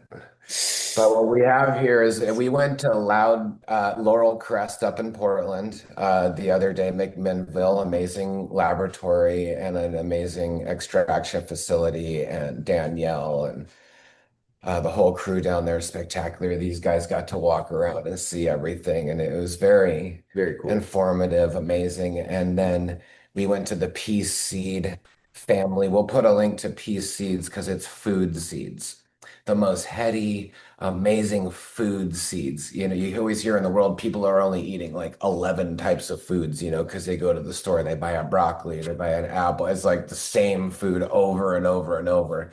When if you eat wild foods, you're getting wild nutrients, wild compounds and medicinal compounds. Peace seed family is amazing. And their greenhouse and Alan Capular and Mushroom is a spectacular legacy. People should know about Alan Capular, and his name was Mushroom, and he passed away. Spectacular individual. And then we went to Loud Exotics and went here to Marley's place here in Eugene, and he used to do evolved extracts, one of the first pens and extract companies in America that was legal in Oregon back in the day. I think the third license, maybe. Mm-hmm. This full person, I mean, he's, just his advanced knowledge is spectacular. So here we have this little terp machine, and it's cannabis derived terps, so don't get mad. I'm And furious. we put a post up about putting terps in our doobie, and people are like, "Yo, like, what are you doing with the terps? It's fake." Don't worry about it. I'm like, Fake. "Hey, It's fake. come sit with me." Oh, Well, you don't understand molecules. so Okay. this is cannabis derived terps. It's frosted flakes. And it really does smell like a lot of terpenes. You're like, oh, that's an odd terp. But these terps actually smell like the flower. They smell like fresh buds. It And tastes like it for sure will taste Little like that. terp infused. Dude, I'm Yeah. telling you, I've not seen Doing both terps get sides. any better than like 11 or 12 years ago when Blue River started making terps. Those terps were spectacular. They just I'm gonna give a lot of respect and love to Blue River because that was an innovative moment in time. I'm pretty sure the focus is now Loud Exotics and what's happening here with Marley, and this is the new train. This is the evolution because there's more than just terps going on here. It's plant extracts, powderized plant extracts not made from hydrocarbons or CO2. He used to do CO2 as a main extraction. So it's a new way of extracting plants like key lime and there's so many, and it's this white powder that's soluble right in water. So it's just the perfect beverage, like the perfect spice. And if we've been cooking with it, it was amazing food. Um, so now here we are with this terp infused. We usually have a theme song that goes with it, but we're not going to play it. We have it on our story right now. You can check it out. So spark it up, fam. It's time to have some good terps in your life. How long are you in Oregon for? We're here for about a week. Yeah. Okay, because I just signed a deal there. I just hit my partner up and told him that you guys are there. Maybe he'll link up with you. Are they in Southern Oregon? I don't know exactly where he is. That's why I just hit him up. So when he reaches back out to me, I'll let him know if you guys are nearby and if there's a chance for you guys to link up. He's got a whole bunch of shit going on down there. Sativas. He's got incredible sativas, just tons of narrow leaf drug cultivars all day long. So my guess is he's in Southern Oregon because doubtful he's up in Portland indoors doing No, that. he's definitely not in Portland. Yeah, exactly. So Southern Oregon is often overlooked as a mecca of grow, because everyone wants to talk about Northern California and all that, which for a good reason. Northern California is amazing, but Southern Oregon has an amazing legacy, and we've talked about it plenty. So, but it is a spectacular environment. So if you have enough water, yeah, you can grow stuff almost into January, if you're lucky. But it is Oregon, and you do get hit with rain, so you got to be careful. So we are going on a farm tour. We're going to see Brandon and Amanda from Kush Kirk and Yashi Melts. We're going to Nice. see Hasty from Phoenix Rising Farm, Green Source Gardens, Nick and Liz, Snodgrass family down in Southern Oregon. Also, we're going to look at some greenhouses, S-Tech lighting, LED greenhouses. So we're going to see about that lighting technology and how that looks and how that's functioning. Nice. And When I check out Gil at Icewook, go down and check him out as well and go see the coast. And whenever you're in cannabis country, down in Northern California and Southern Oregon, who knows who's going to give you a call, and we'll stop and smoke some good flower with anybody along the way. So we're really excited. So far, it's Hit us been up. Hit us amazing. up. It's been really amazing. We've been hanging out with Marley over at oh yeah, you guys already talked about that, but really blown away. I just feel That's like true. cannabis is really igniting not only energy and wellness and clarity, but it's really igniting some incredibly intelligent conversations, which it always has. But I just feel like, wow, we're really moving on, guys. So this work that we've all been putting into cannabis is really paying off in the general public, because people are really rising up, and the conversations, the content, the energy is just like at an all-time high. I've just been blown away. My jaw's been on the ground so often since we've been down here, and that hasn't happened in a long time. So feeling really excited about that. That's what's up. You guys have a lot of awesome people to visit. That's a fun little tour. I am pretty excited about my own tour that's going to happen in the near future. Nothing planned by any means, but I just know once I get my waiver and I go down there, it is going to be on. I have Well, so dude, many different people to visit, dude. Oh make my sure we're on God. that train with you because that'd just be too fun. We Oh, gotta be part of that train. Like, we want to like almost drive. 30 years. Yeah, we want to do that. And definitely you be down here as a stop off point, Jane, at our place. But Yeah, really absolutely. exciting. Yeah, we're just priming it for you. So As first, well as Nice. Brazil. I'm in Brazil for you. So we want you to Ooh, yeah, this I'm is down. well primed. You got the check 25 low dose, here, Yeah, yeah. which is nice. And then we got the different terps. So like, in Brazil, and to our tour, you can, if you want to talk about this, you can, but we were just saying like a lot of people talk about terpenes and don't really know the flavor.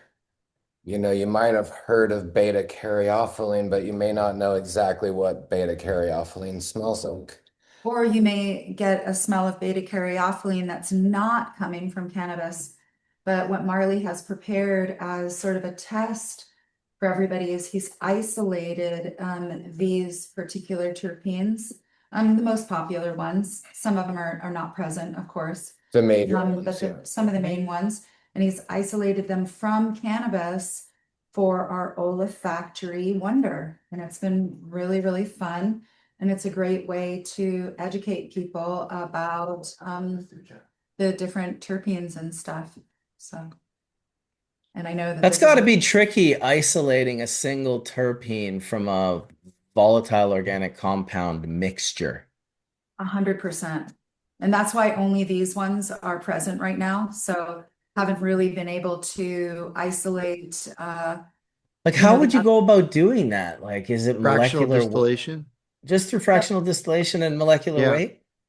We got to get Fractional Marley. distillation, relying on differences in boiling points, and then just taking different cuts and then Man, redistilling those how cuts. long would it take to get like a jar of any terpene pure Well, it from depends. Like cannabis? something like beta caryophyllene is Easier. ubiquitous in just Myrcene. about all green plants. So it's probably not, economically viable to get it from plants like cannabis, but you can get it. And but actually, Marcus, some of those now are made from fermentation, so you could ferment different broths that are probably genetically modified to do so and produce terpenes. But he did it with cannabis.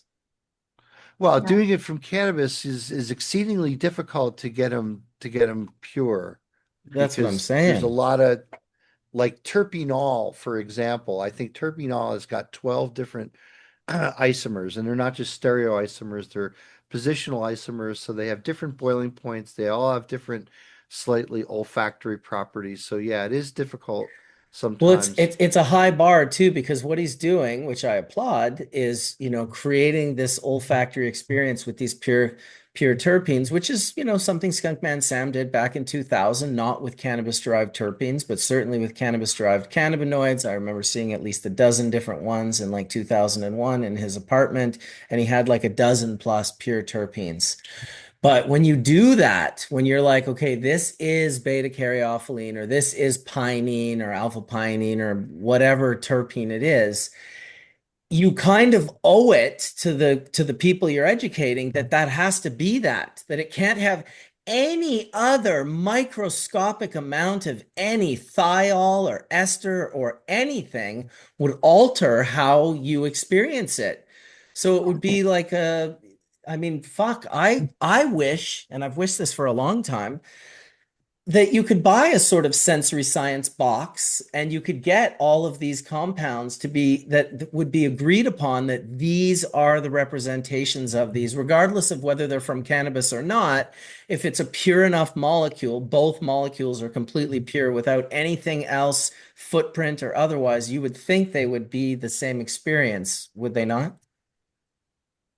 Yeah, I mean, that was interesting because when they were put in front of us, we had that entire conversation. Because of, when you're working with different types of solvents, or when you're working with any kind of extraction or separation, all different kinds of things are going to attach themselves onto that. So as far as purity goes, a standardized purity, that's basically what you're talking about. I think would be really amazing. This is exactly what is being created here, is a test kit so that people could understand. But again, what you're saying of the fraction conversation of how does it fractal off into something Well, else or maybe smell slightly different from somebody else's kit. I absolutely believe, yeah, that is 100% going to happen when we start to be able to isolate it into a totally pure form, or everyone decides, okay, these are the things we're going to extract from, and we're going to do it at this particular standardization for the olfactory experience of different terpenes and thiols and all that kind of stuff. Until we have those conversations and really mainstream, are we going to get something that is exactly what you're talking about? But I agree, well, Marcus, 100%. it's all about perception, right? Like even Horatio, when he was doing his D-limonene extractions, he was using 5 gallons of D-limonene. It was clear. It was like water. And he would do this extraction. And then I don't know if it was Dr. Mark or someone was like, dude, you got to distill that D-limonene. It's like there, if you look on the label, it says 5% citrus oils. And so he distilled out these citrus oils where they were like rusty orange, like the brightest, most obnoxious, like color. It was just like a crazy liter that he pulled out of this 5 gallons, and he hadn't been perceiving it prior. He just was unable to perceive it, And so it's like, yeah, when you make these fractions, you want to make sure that they're exactly what they are. Otherwise, what happens is, and I think people are natural to do it. It was like with CBD was a perfect example. They'd be like, "Oh, I got my CBD," and I'd be like, "Oh, like you have CBD?" And I thought they would have like a pure isolate, but they'd pull out like flour and be like, "Yeah, this is my CBD." I'm like, "Well, that's not CBD, that's flour." And they're like, "Yeah, well, it's my CBD flour." I'm like, "What? It only has CBD in it, like nothing else?" They're like, no, there's like lots of stuff in it. I'm like, right. So why would it be CBD? Why would you call it your CBD flower? You know, Yeah, it's true. I think that, often smell, they'd add an S, Is CBDs, it is it linalool CBD yeah, or beta histamine CBD or it's all right? the cannabinoids in it. But really, experiencing these has been really exciting. It's been fun to sort of go down those rabbit holes again. They are really incredible smells. this is the linalool. Like the linalool that he Smells pulled so off good. of, I believe, I asked him, I feel like he said Mendo Perps. Wow, it is like incredible. It's not Something like blueberry, you've never really but smelled before. So it's been really fun. And I think if anybody is going to be able to pull it off and do something that makes sense to the larger population, it's going to be Marley in conjunction with some other amazing great minds like Dr. Mark and other people. So I'd love to see people come together. We'll have Marley on sometime because he's an Well, incredible youthful mind that's putting these things This is And almost like tea tree. It's the awesome. gamma Yeah, we trite. love the aromatic volatile conversation on Hash Church. I feel like we've been having it for 11 solid years and good Well, 9 years yeah, before that, that Sam turned a lot of us on to the pure terpene thing. But Abstract came on and we had an incredible conversation with Dr. Mark and all of those guys. That we're definitely going to be doing again in the near future. I believe it was Nick Nick Ziegler. Ziegler, who was actually the one who told me, and I'll have to confirm this with him, that when you're smelling like aromatic volatile compounds, you don't necessarily want to put them right under your nose right away.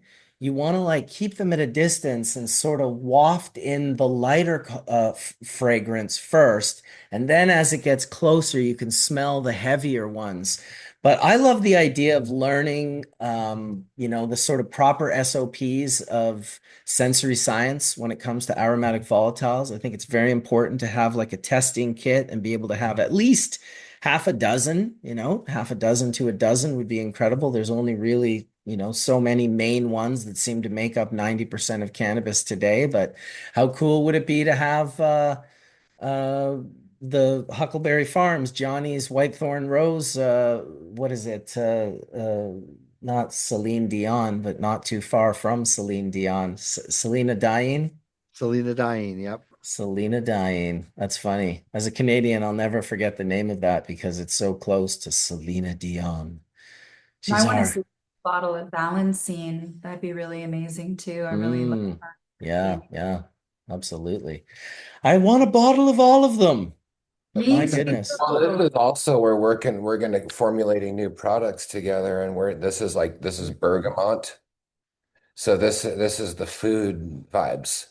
And this it's no reason for cannabis to be separated from heady food, I mean, especially because when you're alive, you smoke and then you eat and then you drink, and when you bring the whole thing together and you just elevate. Oh, we're doing a rave? What's going on there? Bop, bop, bop, boop, Okay, bop. 5 minutes. Put the disco ball on. Let's roll. Let's just do a quick rave. You ever see the guy that's raving hard and he's got a giant pig that he's feeding oatmeal with a spoon, and then he's got a parrot and a duck sitting behind him, and the parrot's doing this, but the duck's not really doing much. Maybe it's a goose. No, It's a I fucking need funny to see Sitting video. duck. that.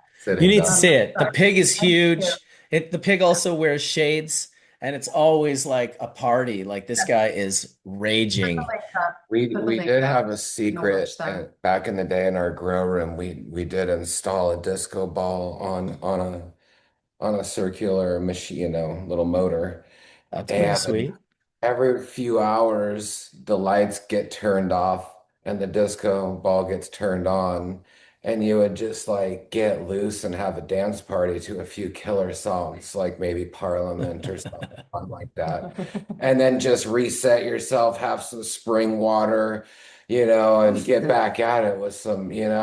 And now your neck's not sore anymore, your back doesn't hurt, you forgot about your arms and everything. So I'm just gonna say, when you're developing your trim room, make sure you have a disco ball and the No ability to doubt.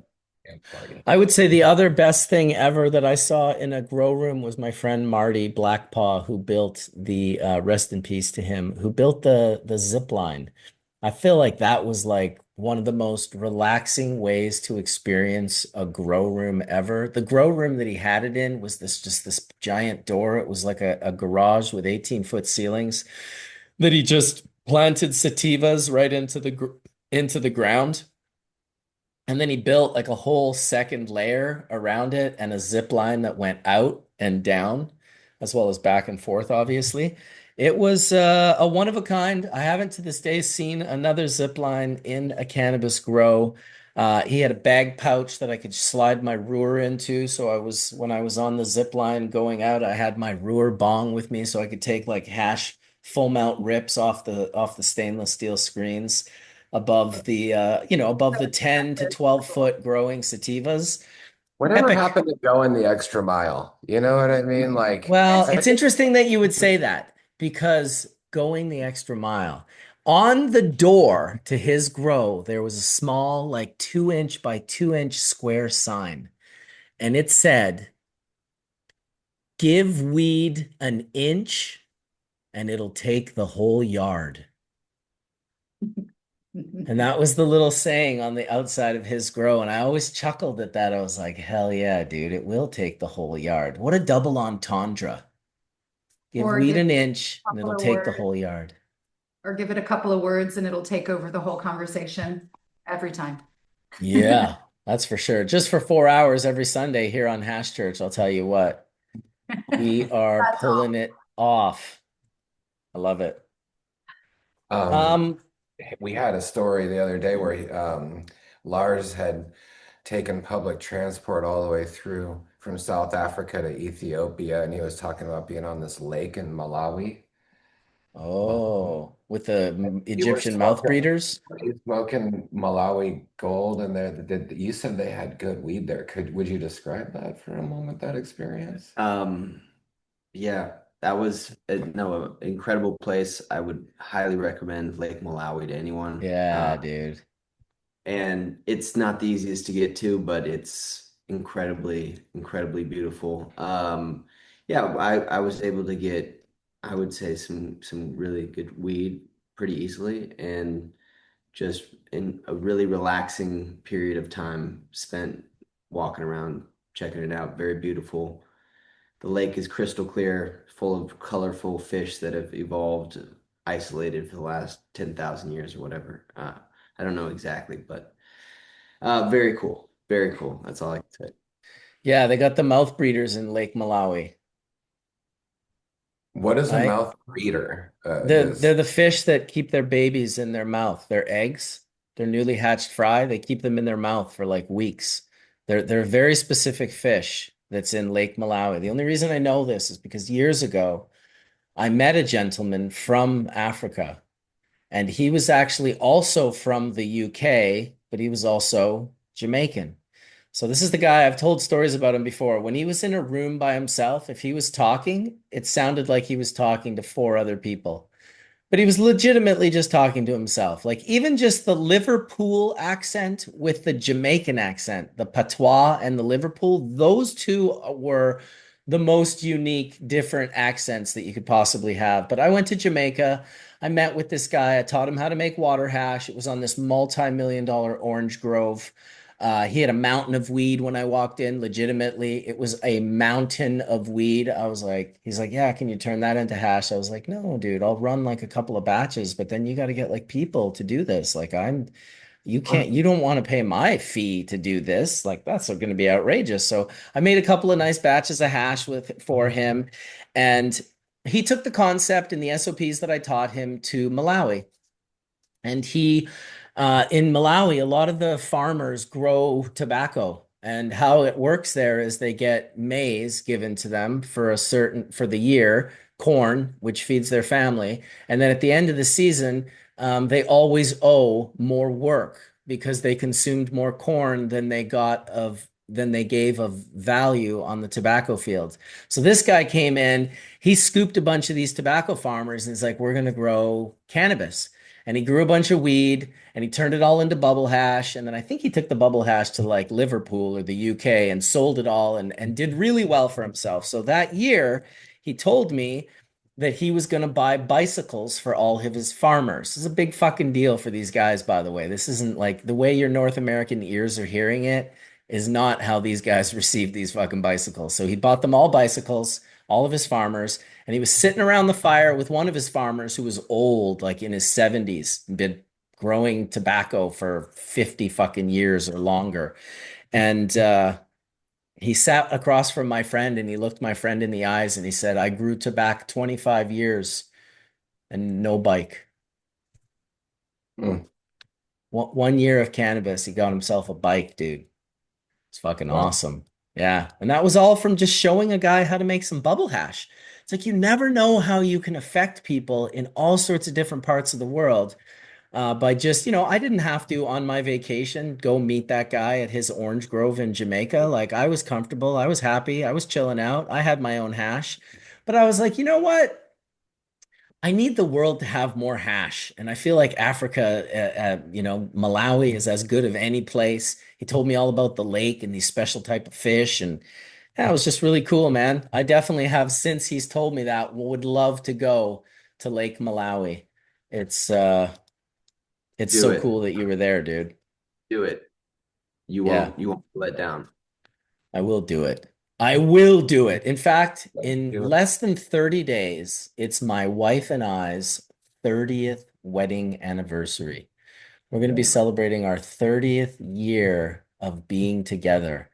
And I don't think I'll be able to make it to Lake Malawi, but I sure want to make it somewhere special. I was thinking just like a last minute trip to Iceland or maybe Norway or somewhere cool, somewhere epic, somewhere mountainous. We'll see what happens. Vermont. I got some time left. I don't have a waiver yet. You guys deserve that. It's a lot. I It's a feel like lot. we do. 30 years is a lot of super dedication, Yeah. to That's just to married. We've been together 36 years. yeah, I know you guys have been together even longer than us, which is like crazy because you got together when you were teenagers in high school. We I did. love the picture. I actually have it or something on my phone somewhere that you sent it. That's awesome. Jar when you're like 16. So classic. Yeah, I commit to things. It's true. When I find something I like, holy shit, do I commit to it in a absolutely outrageous manner. Like this show that we've been doing for 11 years, kind of on and off. There's been some many months missed over the years, but hundreds of episodes of Hash Church, incredible amounts of information and knowledge shared. Dr. Allen always hits me up with really nice positive things, and he sent me a message today, just a very short one, and it was no one else has your content. I was like, thanks, Dr. Allen. That makes us feel good that we're doing something worth doing here, meeting and gathering and sharing our visions and our journeys. And a lot of people are excited out there in the world of cannabis. It's easy to get bitter, but it's also easy not to get bitter and to just stay unchanged and just be like, you know what? I'm here for the cannabis plant. I've been here for the cannabis plant for years and years and years. Prohibition was harsh. I find the corporate takeover, all the nauseating, sort of grotesque, disgusting aspects of cannabis to be infinitely more palatable than prohibition was. The destructions of families and lives, and dogs getting shot, and kids going to visit their dads in prison, and just like an unbelievable amount of fucking bullshit that our community had to exist within, that we should not ever forget that when we're complaining about how shitty it is nowadays, because as shitty as it is, I haven't heard anyone tell me that the police kicked their door down, shot their dog, took their two young children, took their property, put them in prison in a while. It's been a while, I'm not going to lie. I would like for that time to grow and be an even longer time until it's a distant memory and I barely remember it, and I'm like, did that actually used to happen? Because and I'm sure it's still happening in places. I know Etienne and his group of people fight hard for cannabis to be removed from the death penalty of countries like Indonesia and the Philippines, and I think there's 4 or 5 of them that do it. It's not good.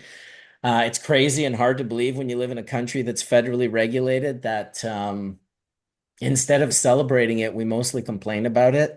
In the meantime, they're like hanging some dude in Saudi Arabia because he got caught with like a joint. It's fucking crazy.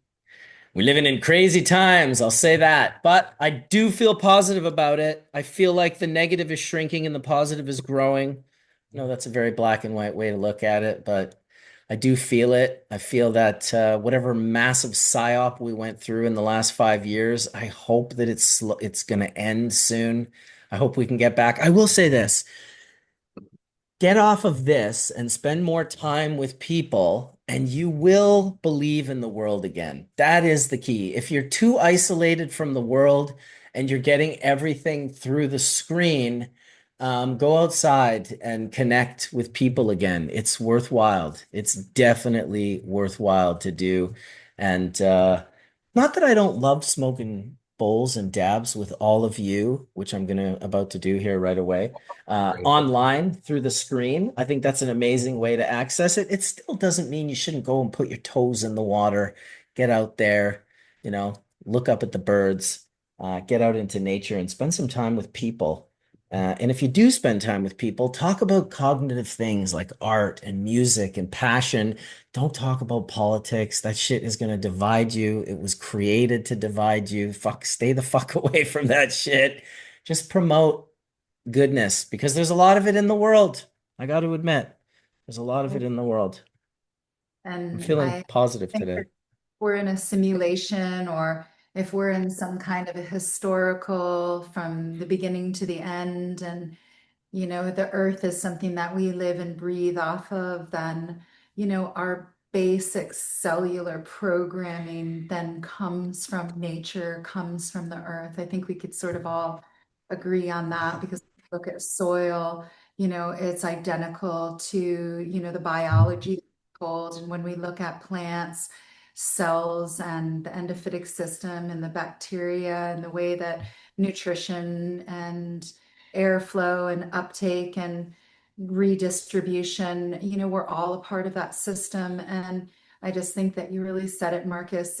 It's important to put aside the busy social difficulties and truly plug into the earth. And I believe that laying on the earth, getting outside, putting your telephone away, just going to see things, watching the sunset, make it a note in your brain that you're going to watch the sunset or the sunrise every single day for 30 days.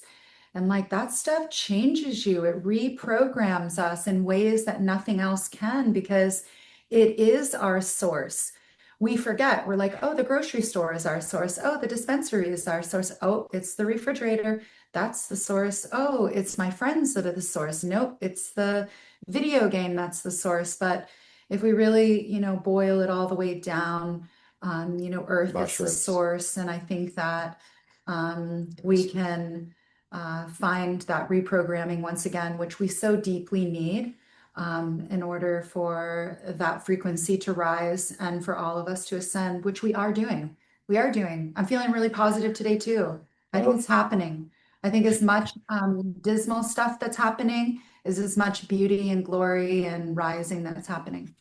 Well, speaking of rising, it is mushroom season, and the goldens and the winters and the lobsters and the cauliflowers and all the beautiful mushrooms, at least here on the West Coast, are flourishing. I was lucky enough to get invited over to my friend Sean and Betty's, and Betty made this incredible golden foot chanterelle soup that was just so hearty and creamy and delicious and had the most perfect flavor profile. She's very smart not to add intense things like garlic. She really allows the mushroom flavor to kind of come out and, satiate that whole bowl of soup. They're picking mushrooms again right now on Vancouver Island. I may go pick mushrooms later today at Woodlot C in Squamish at the Alice Lake Turnoff. If anyone's around there and you want to puff a bowl, I'll probably be walking around with my kid in there, hunting mushrooms, because it's got to be one of my favorite times of year.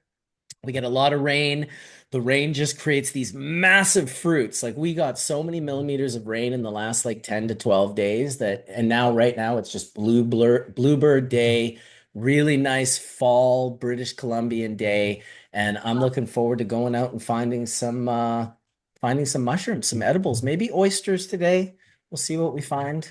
It's always a pleasure though to I don't know. Mushroom hunting isn't, when we were saying getting off the screens, even if you don't know how to do it, you can start by just going and photographing mushrooms. And on your phone, with your phone, when you take a photograph now, if you go into your photos and you go into the photograph of a flower like this, if you lift up the screen, or is it down? No, it's up. So if you go up, it gives this little look up plant. And if you click on that, it'll tell you the genus and the breakdown of the plant you took the photo of. This is Lantana. genus of plants, small little flowers that I have growing in my kitchen over there. But what a cool way to learn things. Obviously, mushrooms are dangerous. You don't want to just put them in your mouth and consume them. There are gallerinas out there that are brown and have a rusty spore and look similar to some cyanescin and psilocybin mushrooms that will absolutely kill you and destroy your liver and your kidneys in short order. But that's not to say you can't still go out and get educated. And if you look to the mushroom and you want to learn about finding mushrooms, the people who are into it and have it as a passion, these are the kind of people that'll just take you under their wing and be like, "Oh, I'll show you some spots, man. Like, no problem." And when you're looking for specific mushrooms, there's not a ton of poisonous mushrooms that look exactly like edible mushrooms. It's really the psilocybin ones who are the most dangerous. You can get a flush of psilocybin mushrooms, and you could pick a couple gallerinas if you didn't know any better. For those that are in doubt with psilocybin, I always suggest just cutting off the top of the head and the cap, put it down on white paper and make sure it's a purple spore. Purple is not easy to confuse with rusty brown, in my opinion. When in doubt, throw them out. But yeah, get out there and look for some mushrooms, man. I have such a good time doing it. And because I have such amazing friends that are chefs, whenever I pick mushrooms, I immediately take them right to the chefs.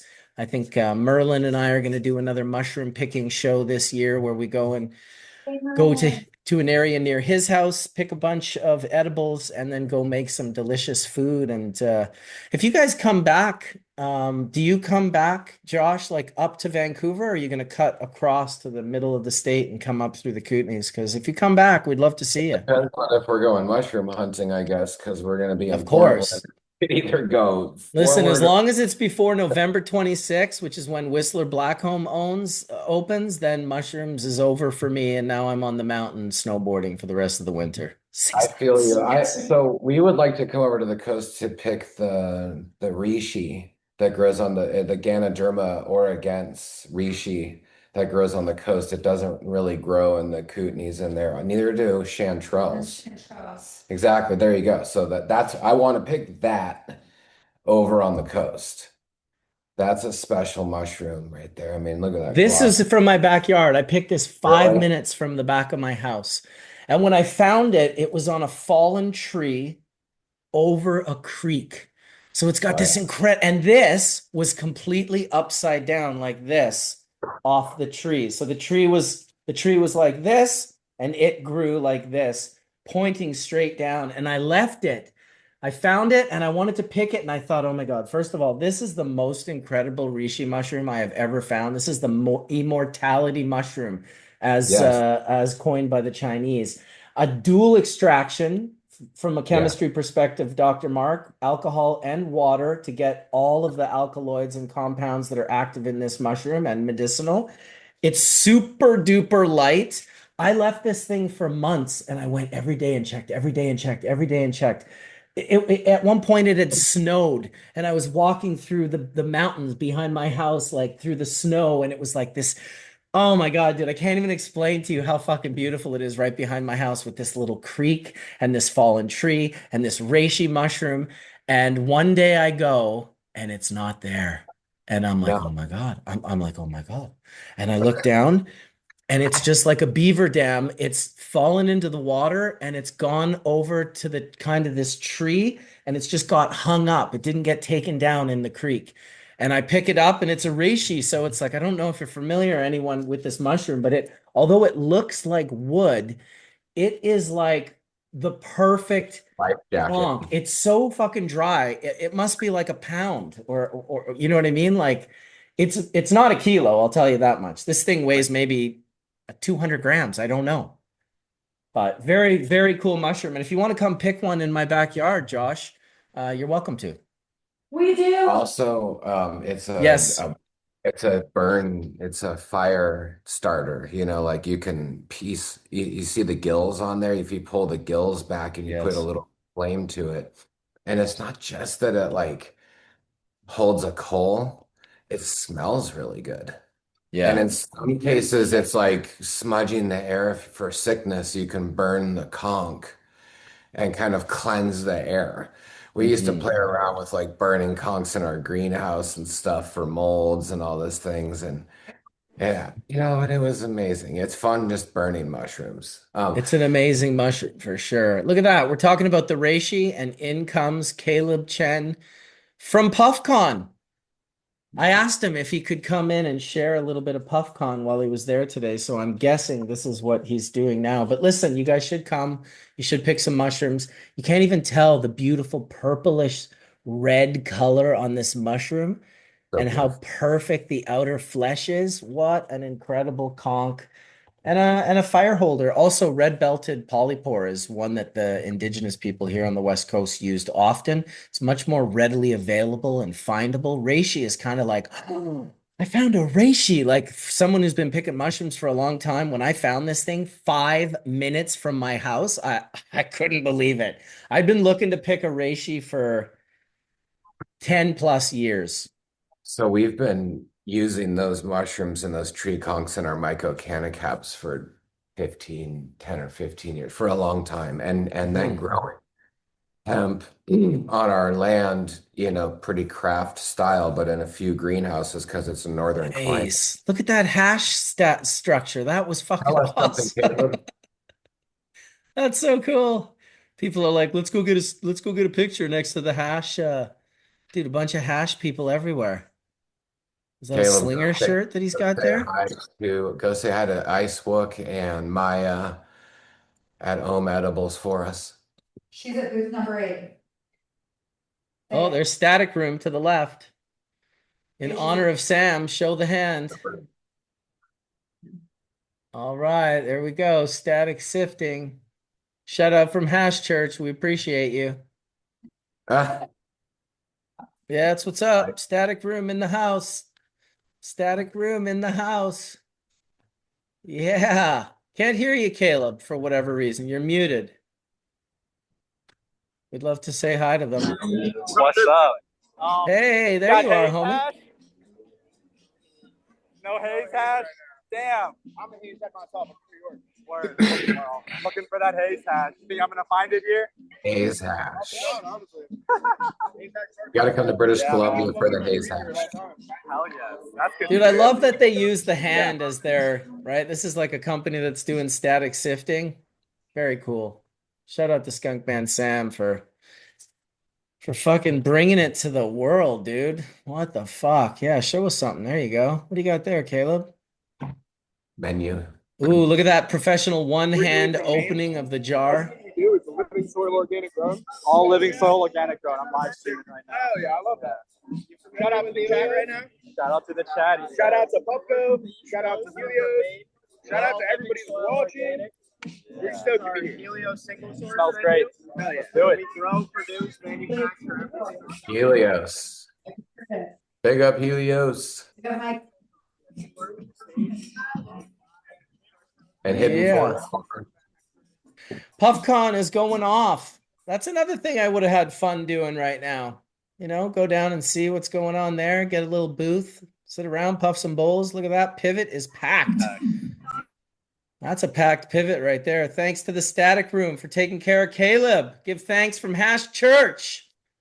You're muted. I can't hear you. All right. Thanks, boss. Look Okay. at that. They got the fucking chillo. You get a nice little dab in your pivot? Yeah, they loaded it up. Fucking rights, they did. You're gonna have to suck on that super low key, or all of that's gonna go into your mouthpiece. Yeah, it'll turn into an edible right quick. Very cool, man. How's PuffCon been so far? Is it huge? It's huge. I just got here. I thought it opened right at 12, but they've had the party going. This is awesome. Damn, that's a lot of dab culture right there, hey? Yes, seriously. It's my first time. It's awesome. Bless the hash. Your hash has been blessed by Hash Church. Tell them. Nice. We have blessed you. That's fucking awesome. Very good. Piatella. Ah, Piatella, Uncle's Farm. Mr. OG, Mr. OG, Piatella. Uncle Zio himself. The Yep, Europeans are now making it back over here and selling stuff out here, which is nice. as they should, as they should. Wook Sauce You know their Winery in the faces. house. Where's Alice? And Vuxos, Flynn. I see him. Making What's sales, up, doing work. girl? Keeping Yeah, it. they're busy. Yeah, Look good at for that them. line. As they should be. Ooh, these guys are busy too. Damn. That's rough when the booth across from you has like 40 people in line, but your booth has none. You better make sure you have enough shade in your booth and everything there. Oh, there's Icehook. Stop. Say hi to Gil. Say hi to Gil. What's What up? up, We're on Hash Church Icehook here. in the place? That's my man right there. Nice. That's Y'all having a good time too. what's up. Eddie. Level heady. Just countless booths. Yeah, Endless level booths. heady. Endless. Everybody we know. So fun. So many friends. All over the world, people, I guess. Beautiful. Hash holes. Solventless, man. Everyone's on the solventless Ooh. trip. I love it. Hash memes. All I've got right. 5 cents. Yeah, I let's got- get a hash meme. Stack cash, smoke hash. We're about ready to go to Southern Oregon here. We're going to Kush, Kirk, and Yashi Melts, Brandon and Amanda. We're going to sample like 30 different varieties of their killer outdoor and their amazing genetics that they've been growing. Hello. So, gonna start Yes, our love space. descent out of Hatch Church.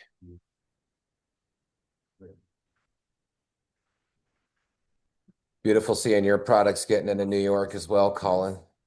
Thank you, man. Yeah, it's been a long time. We're slowly maturing, getting it done. But yeah, we got to get Marcus in there now. It's the What's the next thing now? We have supply chain down. So, Just talked but to Travis also from Taproot, and just so stoked for those guys. And they had just had a nice gathering out there, and I know you collaborate with them, and I just think they're really awesome, Josh and Travis both, and the whole crew there. 100%. Yeah, those guys are great. Huge shout out to Taproot Fields. Their dispensary opens, I think, in 40 days or something like that. So, really, really stoked for them. So because they're a micro, they get to grow and sell their own product, which is really And that was a unique, big lineup he just passed. So, but yeah, those out there in New York support Taproot Fields are great, great, great living soil growers and someone we hope to get in the Dem Cure family. That's exactly. I agree with that. And they provide a lot of food for the community as well, which is a really big part of their thing. Their black garlic was really good. That was amazing. I still have some downstairs. Yeah, amazing. It's like world class. I didn't realize it could be that chewy. Yeah. It just has that. Yeah, it's amazing. So, but yeah, like you, I do have to go soon. I have a lot to do today. Well, we appreciate you popping in, Colin. Hopefully, you'll have a good rest of your day there. And yeah, we're just checking it out here at PuffCon, checking out all the food trucks. Is PuffCon all outdoors? Is it not? Yeah, I believe so. Maybe not. I've never been. I think there's a big stage somewhere too, isn't there? Yeah, this main stage. It's mainly outside, but well, shout out to those guys for putting on for Puffco for, once again, putting on a big event, creating it. The first PuffCon, I heard that all you had to do was show that you owned a Puffco and that's how you got in. I thought that's fucking pretty cool, man, that they have that history, but clearly people have shown up from the booth I perspective. would've thought there would be more people, maybe. That's cool. Shout out to that, Brad. Well, it seemed like the people are all like in line at different booths, Could but it's be. so spread thin. I personally don't. I would prefer an event where I can move around and breathe than one where it's like where you're rubbing shoulder to shoulder at some of these events. So I like I being able to prefer walk a up to a booth. line in front of my booth. Yeah, of So like course. whatever's But happening out did you there. see some of the I lines out did. in front of No, I those did. booths, I man? did. Some of them had 30 people. That was amazing. I love And that. Well, which is when you look at a place like this where you don't see 30 people right away, seeing a lot in a line is like, all right, it looks like they're making sales, that's for sure. Selling heady product direct from the people. Hash, pretty cool. Rosin, PuffCon, Archive, and Astor Club. AGA Records and Hash. The Sweet. Astor Club. All right. Say hi to Matt. Say hi to Matt and those guys. Hell yeah. Very cool. Man, I can't wait to get down there and go enjoy some of these things and get into my labs across the US and make some product and just fucking awesome. Almost 30 years since I've been to the US. Ooh, someone crashed a plane. Can't wait to have you down here, man. It's gonna be cool. Right? Smoke and fly.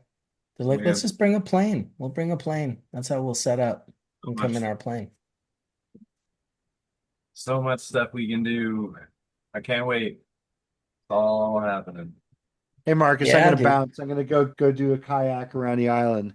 You guys have a great weekend. Dude, enjoy your kayak. Get a I couple of will. little clips for us Yeah, for next Sunday. We'd love to I see, will. some just get us like a 2-minute clip, man, where you're like Okay. kayaking. It's like, yeah, dude.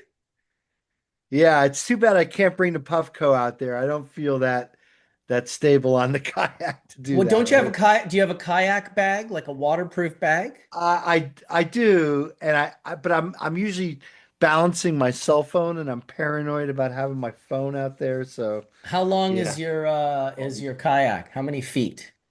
Oh, it's only just like a 6-footer or something. It's not Okay, okay. So there you go. I got the neckies. I got the 16 footers. They're okay. thin, but feel pretty stable. Those little ones, those are yeah, those I don't know if I'd be bringing all my expensive shit on that. No, it's just a little floating piece of plastic, you know. Dude, I'll tell you, get a necky. It's like you'll do one scoop on the left and it'll just go like 30 feet. Just cut through the water. It's got the foot pedals so you can change direction easy. Oh my God, dude. They're really quite a good little kayak. But I do have an ocean in front of me, but your lake is pretty big. I bet you that kayak would rip that lake. Yeah, probably would. All Well, have right, fun. folks. Take care. Enjoy. Yep. See if my friend who came into the room is going to get his camera going. Can you hear us? Hey, yeah, how's it going? Blessings, everyone. I was trying to get a picture up. Is it showing or is it not It is showing? showing. It is showing. Oh, What's the perfect. picture? There we go. Sexy. Sweet. Yeah. Yeah, so actually, funny enough, I was just on the subject of your international travel because you guys were talking about Brazil and a lot of different countries. And actually, that picture I took about a couple weeks ago. I was right near the France airport going to return my rental car, and I randomly was just driving by this field, and I was like, what the fuck is this? So, anyways, I had to stop and snap a picture, so still not quite sure exactly what that was, but anyways, that's the story behind the picture. Tell everyone who you are again, man, so they can Oh get yeah, absolutely. So going by oil for now, just because I love cannabis oil and whatnot. But I'm the tennis player that appeared on the sports medicine episode. So for those of you who don't remember, and for those of you who do, it's good to see you you're again. you're high level tennis player. Absolutely, professional tennis player. So I'm on the road right now, traveling, playing in some other countries, and that was why I was thinking about the international travel because the country that I'm in right now, it is fairly illegal. So I do not have any cannabis. So for those of you out there, take a dab for me. But it was just interesting, just about the international laws and just the education gaps that exist in how some places are just still so far behind. We're just so spoiled in the US, Canada, and some of these countries where we just take it so much for granted, I think. And obviously there's states in the US where that's not so much the case. But yeah, just the other thing I wanted to touch on with that was just kind of addiction and whatnot, because it's just has a major kind of stigma a lot in other parts of the world and places about how it's like this addictive and scary substance, and just this stigma is really kind of, just hoping to push past that. And I'm a perfect example of this. I use cannabis medically, but I travel from time to time and literally have no difficulty from going from a very high level of consumption when I'm able to having no consumption when I don't. And obviously there's some like small things that go on, but you just hear this thing about addiction so much. Now, I was listening to a podcast, a week or two ago that was about addiction, not necessarily talking about cannabis, but other drugs and phones and dopamine, and it was very super interesting. But when they were talking about cannabis, I mean, this expert in the addiction field just has this, I want to say, dated perspective about how cannabis is this crazy, scary, addictive substance that just ruins people's lives from addiction. And it just, yeah, I thought it was a good place to touch on. Yeah, well, I guess you're in that very straight world, particularly a professional athlete. Like you just can't, they don't want to admit ever that it's performance enhancing, but they certainly would, I'm sure, take away medals and take away trophies and make life much more difficult for you. Pretty much end your career if they really wanted to over something as simple as the fact that you use it and require it as a medicine.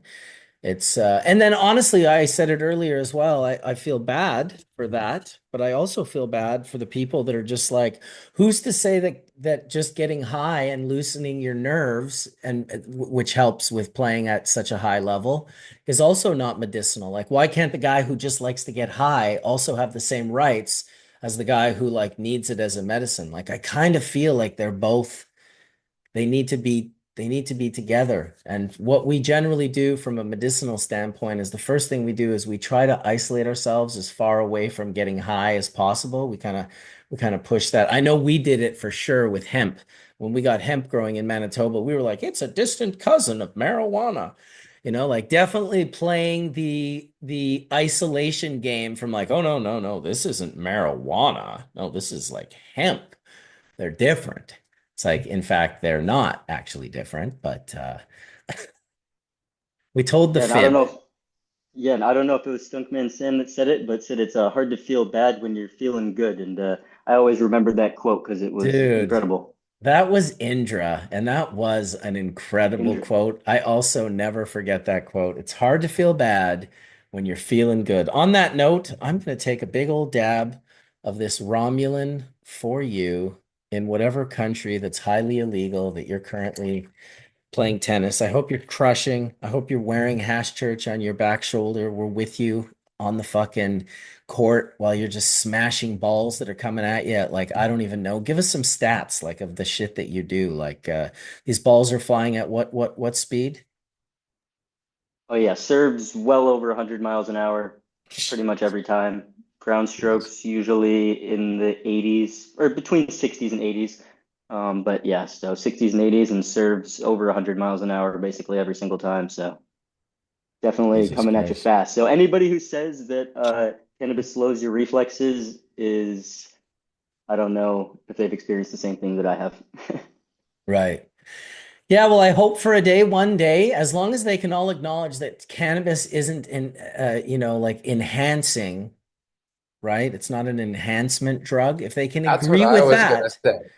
It yeah, almost because for the right person, it almost like Japan wouldn't do oh, it. Ross told me they were not going to say that cannabis was a performance enhancing drug. They just couldn't.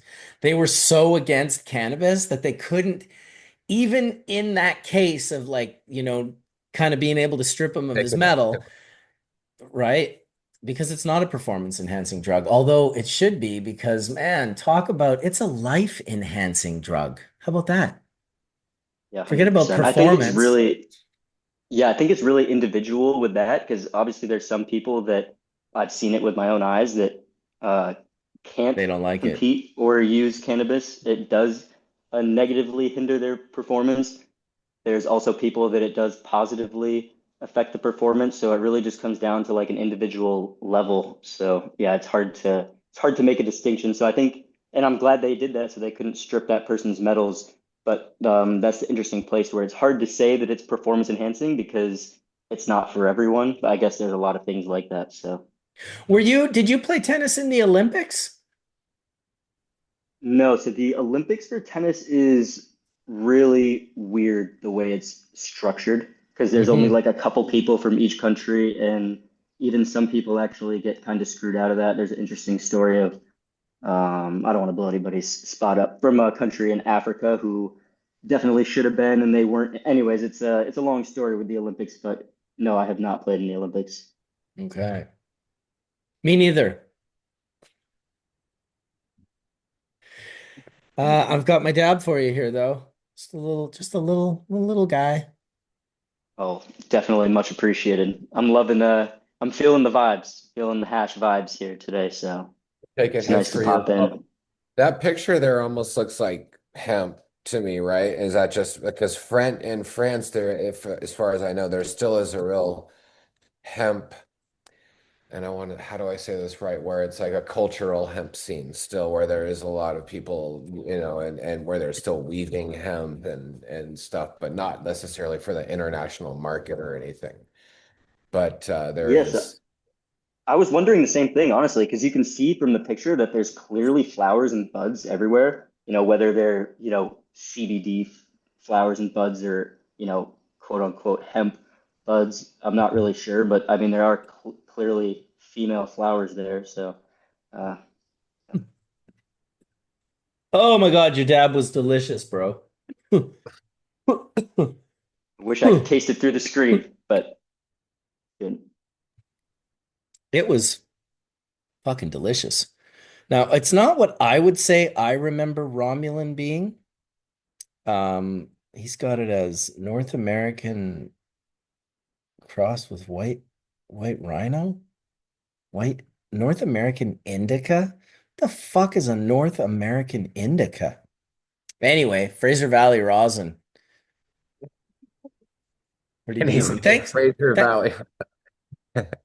yeah. Fraser The Valley rosin. Romulan's hard to come by, though. I mean, it is kind of one of those ones that, I haven't seen it's it in been 25 around, years. I think. Yeah, I I just mean, haven't seen it in 25 years. And I used that's to fine. get bags of it from Romulan Joe, right? When Romulan Joe had like a hiccup, how I kind of really met him.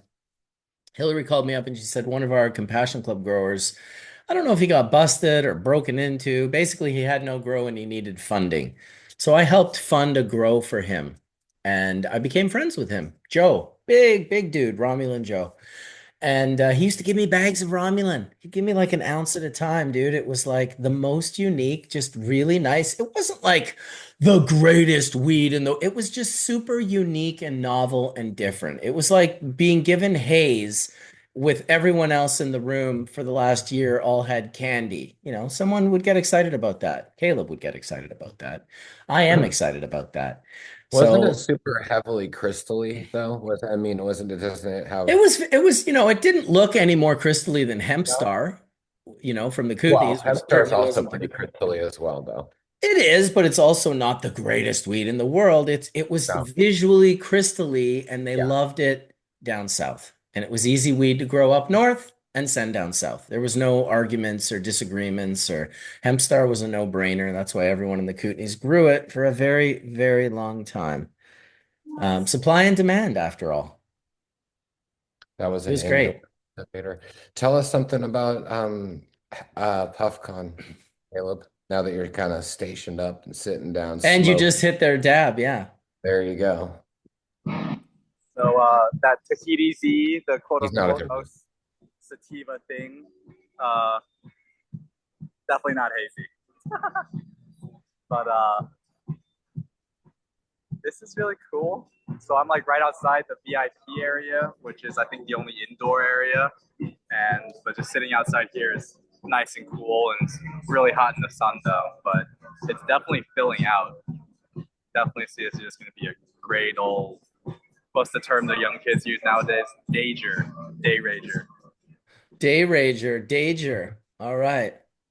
That's what's up. Liddy. Well, I wish Gonna I be was Liddy. there, man. I wish I was there walking around looking for haze with you. We'd go on a full haze hunt. In fact, we wouldn't even do that. We would text Budulero and we'd be like, "Where the pearls at?" And then we would just like be like, "Drop us a pin." And then we would go right from where we were right to where that pin is. Funny enough, I've been texting him while we've been on Hash Church. Gotta love that haze, man. Gotta love that haze. It's the spesh. We have our Zelly's gift, which is our kind of haze. We've been growing haze crosses and have a ton of haze crosses. And in fact, some of those we're going to send to Brazil with our brother here to make some of our haze varietals and old school varietals available down in Ooh, Brazil, which I think they'll grow well nice. down. We have plants that get pretty tall, and it's obviously a tropical trait. So it'll be nice to let some people get into that. Hell yeah. They do. That's They awesome. hold their. People are like, "Oh, it's not the new school flavor," but if you're an annual grower, like a haze holds its flavor throughout the year. You know, you come in May next year and you open up like your bag of haze and it's like, whoa, yeah, this is that greasier kind of terp just preserves good. Yeah, I think that's why it's maybe a historical type of flavor, you know. But Yeah. yeah. The one for the Silk Road, the one that lasted, the one that still tasted like that when it got there. Does the haze dry sift and static better than it water hashes? Because it Oh, doesn't it's water static's hash. incredible. Static's There you incredible, go. dude. I made some That's just super nice sweet skunk dry sift for a great gardener. Cleaned, I don't even know how much of it, dude. I fucking cleaned so much of it. It was so beautiful. And it was like the material was old. It had cured for a while before it got turned into sift. And then the sift cured for a while. And then that got cleaned. And the hash was just full melt 6 star, but like pure osamine and terpenoline sweet skunk flavor. Like just like it was so special that no matter what, when you exhaled it, no matter what, who was nearby, whether they hated cannabis, whether they loved cannabis, whether they only loved fruit or they loved gas, they'd go, "What is that?" It's like, yeah, that's right, cool. motherfucker. What is that? We That's just that got fucking seeds. We just got seeds of that from breeding for cannabis. Chimera. He styled us out with some really sweet seeds.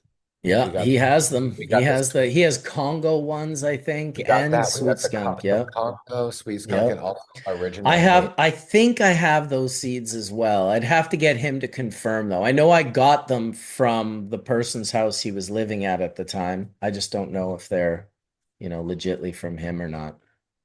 But Yeah. very special. Good to have all those specials. Like I said, this guy in Oregon, hopefully he'll come on Hash Church and, be a little less shy, but he's got some really special hazes growing. And that's his focus. He wants to focus on narrow leaf drug cultivars that are terpenoline rich. That's all I want. Give thanks to terpenoline. You know, we have so much of that. Right? And we love it. And Kelly's preferred because some people rush out from it. Yeah. Yeah. They Some people don't like it. They don't like the way it makes them feel. We don't have the terpenoline terp here in these jars, do we? Gotta get it. It's a Gotta hard get one to it. get. I asked him about the terpenoline and being able to isolate that, and he was having just like the myrcene, it's quite water sort of Mm. soluble. Mercy, that's weird because that's a dominant terpene. Yeah, I asked. He just said he Yeah. didn't feel good about what came out of it, so he's just still working on it. And Marley is incredible, so he wants to put out something that sort of makes sense. A lot of what Marcus was talking about earlier. But yeah, that terpenoline. I love the strains that people are like, oh God, that gave me a heart attack. I rushed out, got a panic attack. Well, he's like, oh, that's what I want. I want that one. I think the stronger personalities all want that one, and the softer personalities, it's too much. It's like overwhelming. You know what I mean? It's like you got to have a pretty strong personality to like that, to just be like, I want to be uncomfortably high. That's how I want to be. And there's a pretty big chunk of us out there in the world. Agreed. I've been on the list since Com- 14. Comfortably numb and It's the nice uncomfortable. thing when That's you right. travel. What's that?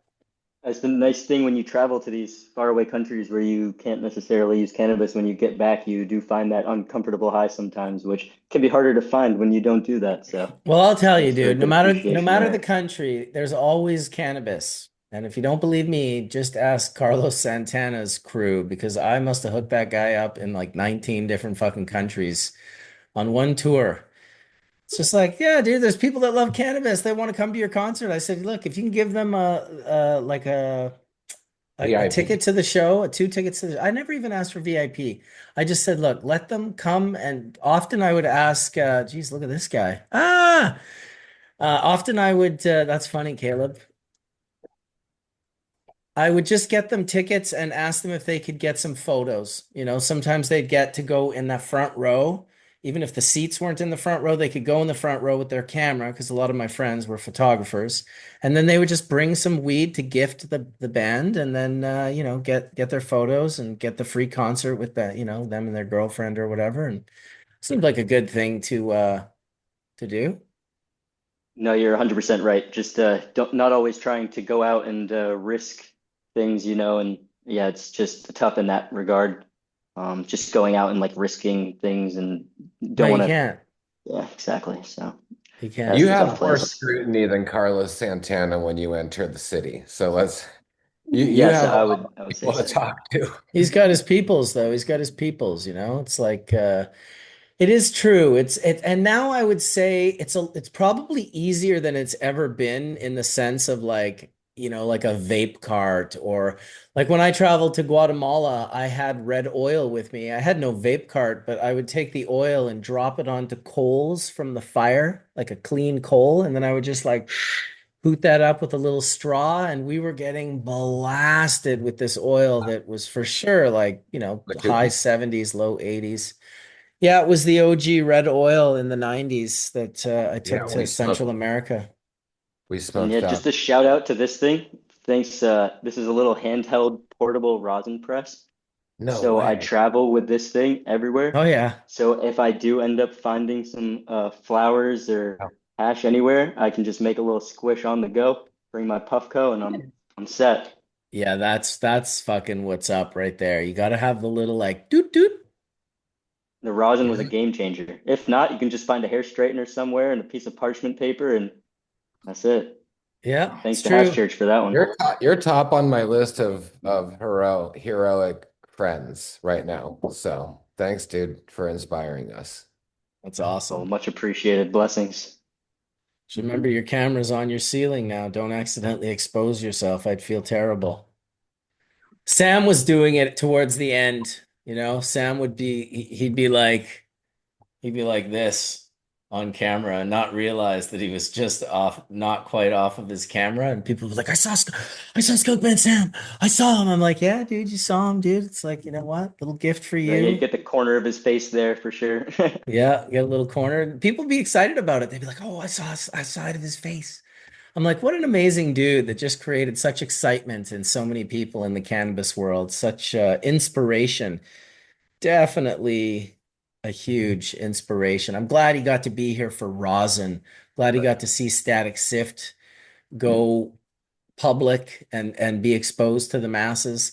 I claimed it and it's been the truth. I said it about Static Sift. I said it will not be like Bubble Hash because the yields are so small with the process of sifting in the first place. So although you think you got 20% when you sifted the dry sift, if you looked at a microscope, you'd realize it's only 10% heads, which now makes your 20% about 2% return. And then if you clean that, you might get like 0.05 or less than that. Um, Bubble's just so effective because it efficiently extracts almost everything that's there. And when you get 20%, it's 20% of 99.9% heads. So your 20% is 20%. It doesn't fractionate down to 2 or 3 or 4% because your percentage of heads with dry sift is so low because you've really just acquired a lot of things that are non-glandular, but look to the naked eye to be like Sift. Unfortunately, they're not, and they dilute the product, and that's why the other thing is that so few people have 6-star heads. And the static sifting to me was the most impressive because of the fact that you could make 6-star heads that they could just be sitting in hash. You could light it with a lighter and it would literally melt into a liquid. This was something that was unheard of. Now, I did think maybe it would play a bigger part than it did in rosin. I thought maybe a lot of people would start static sifting and um, especially with Sambo Creek making their equipment available, the plasmatic sifter and Mach 1 or sorry, is it Mach 1 Technologies? Yeah, that has the ATS, the jet sieve, and the vibratory sieves and some other key things. You can build a very nice lab and do beautiful, dry sift, but for the most part, water hash is still much more economically viable and a quicker and more efficient pathway to 6-star resin. Not to mention, if you don't get to 6-star resin, people do appreciate pressing their bubble because even if it's only 4-star, it's still going to be 65% product that you get yield from that hash. So people are quite happy. I guarantee you most of the people at that PuffCon right now that have jars for sale were pressing 3 to 5-star bubble. Probably the most was 4-star bubble. Absolutely. And they're probably convincing themselves that that's not the case. It's easier to swallow if you're like, oh, it's almost a 5-star. It's like, no, it isn't. If it was almost a 5-star, you'd sell that shit as 5-star. You'd be like, because of my love for hashish, I'm not actually allowed to squish this once it gets to a certain caliber. It has to be released. But I wouldn't be surprised if someone at that place had a 5-star or 6-star full melt bubble, maybe even dry sift if you can find it. There's enough of a concentration of heady people. I just look forward to the day where I can have a booth and that's all I have. It's just like 6-star dry sift and full melt. And maybe for shits and giggles, we'll have a little rosin press set up and you can come press some 6-star just to, sin against the hash gods. And like a couple of couches, and then like what music are you having playing in the background? Like, your Reggae, ultimate experience reggae, sweet. reggae, Jamaican, my Like friends, my homies. reggae, dance hall, old I mean, school. maybe even I would have my buddy Prophecy from Jamaica there Come playing on, playing music. Like dude come with on. just an acoustic guitar, that guy is magical. I have videos on my YouTube channel of Prophecy just playing an old bent neck acoustic guitar that can't be tuned and making it sound amazing. And then inventing a whole song on the spot, just singing a whole entire song. I was like, dude, are you fucking kidding me right now? I just can't get over it. I I love love the that. vibes. Yeah, man, me too. That's like a real, I sort of feel like, when you create something like a vibe like that and you bring it to your greater community, it is what dreams are made of, You get to sort of revel in that. But I do like the idea of a couple of comfy couches because I'll be there.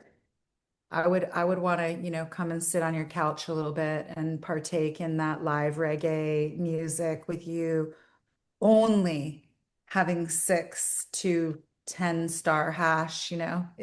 But definitely above 6. Just the I love that. primo. The The primo. pre. I'll never personally go to 7 in honor of Space and Corpy.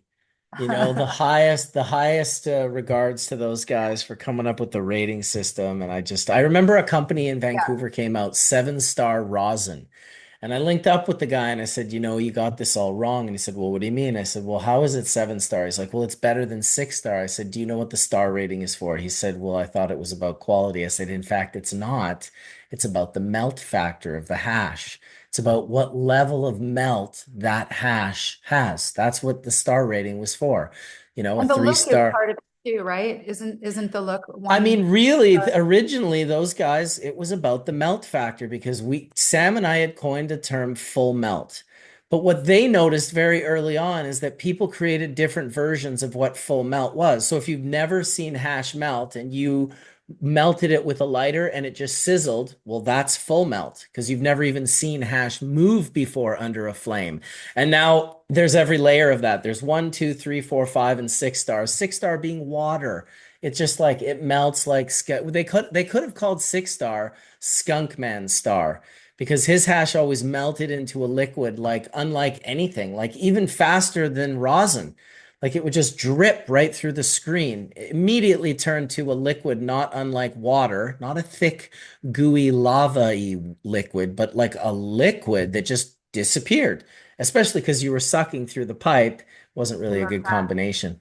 He'd put 2 or 3 screens together sometimes for his highest grade, and you'd want to smoke it lightly, like melting, wafting. There's that funny word again, bingo, the flame over the screen rather than holding it directly because you'd heat it up so fast that it would just pull through the screen and then you'd see it dripping down the down stem. And then that's when Sam or Rob would say, if it don't bubble, it ain't worth the trouble. And I remember seeing all of that and just being like the back of my head just blowing out and being like, oh my God, I just need to be involved in this in some way, shape, or form. Look at that. The power of thought in just a quick thought. Well, big up to Brazil and the Brazilian community. We've got here with us. Brazil. Big up to Puffco, Caleb. Big up to Oil, everyone who's been on the show today. We're really excited just to continue with the excitement of cannabis and community. Yep, and we got to go down and see Garden of Greece. We're gonna go down and see Amanda and Kush Kirk, and we're gonna have a barbecue, a bunch of garden veggies, and gonna have a tour of the garden, and we're gonna translate all of that into Portuguese as well.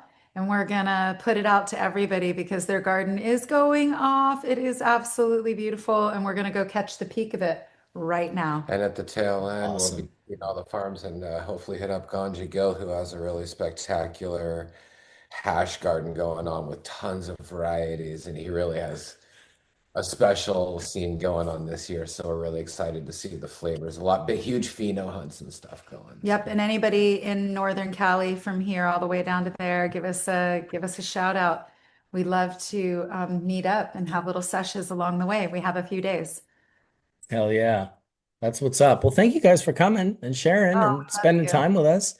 Thanks Yeah. for bringing the Brazilians, and that was wonderful. Artur and Lars, nice to meet both of you guys, and good work that you're doing. We always love to hear what people are doing. Big shout out to Etienne from South Africa. He's still down there or just got down there at Myrtle's farm. They're going to be doing their thing.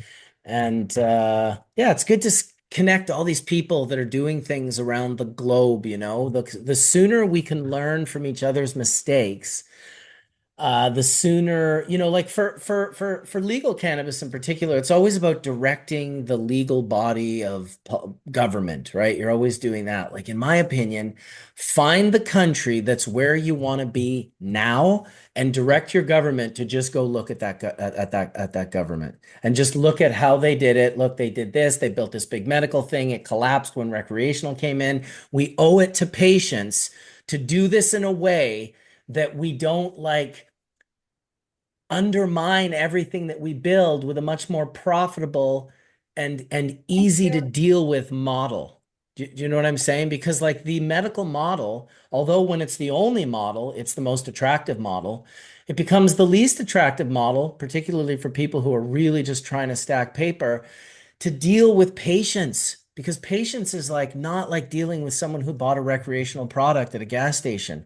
A patient takes this shit way more serious and they are way more entitled to get as much out of it as possible because it's their life, it's their health, it's their. So that is a huge responsibility to create cannabis as a medicine for patients versus and it's there's you're not getting a lot of pats on the back. You know what I mean? Like it's a lot of like tough love that you receive when you do that because it's like, yes, people are very happy that you're making things available to them, but they're also holding it to the highest bar. The highest level of efficacy and safety has to be in place. You can't be selling aspergillus and molds, and there's just high levels of patients. Whereas recreational products, well, alcohol and tobacco are recreational products. So you could basically take a dump in a bag of weed and sell that as a recreational product. And that would be like about as healthy or about as safe as alcohol and tobacco. So yeah, big responsibility. I think when you build this, make sure you build it in a way that it survives recreational, because rec will come and it'll come fast. Rec, WRECK. It doesn't have to be that though. It doesn't have to be that. It's only that because we all do the same thing. The first thing, and I'm not judging because I did it as well, although I did it a little differently. I got myself a medical license to protect myself from my government, but I never sold the weed. I just grew weed for myself and made hash out of it. I never sold the weed. I didn't know many other people in my country that were doing that. Everyone was like, well, dude, are you kidding me? Like, people need weed. It's like, I'm growing it. I don't need this much. I'm going to sell it and make a little bit of money in it. It was this unique time in Vancouver, Canada, the whole country really, where you could grow cannabis. You were protected. You were creating it for patients. The story was, or you could be a designated grower. We'll talk to any Canadian patient in Canada and find out how many of their designated growers actually gave them a reasonable amount of cannabis. It was criminal how few of those people ever got the right amount of cannabis. They always got ripped off. The growers were always like, well, it's hard, it's expensive, and I'm not getting enough. And it's just like, dude, you're growing to protect yourself under their license. Why are you getting any? Like, just grow the weed and give it to them. It's like, what are you talking about? But it became this weird thing. And then, of course, organized crime and other groups of people came in and were like, let's monetize this to the nth degree. That's how kind of the medical legal grow aspect was happening in Canada.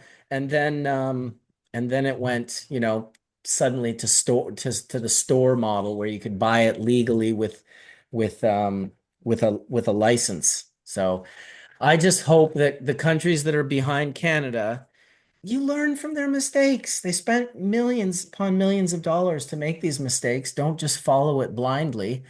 It's amazing how many do. Absolutely.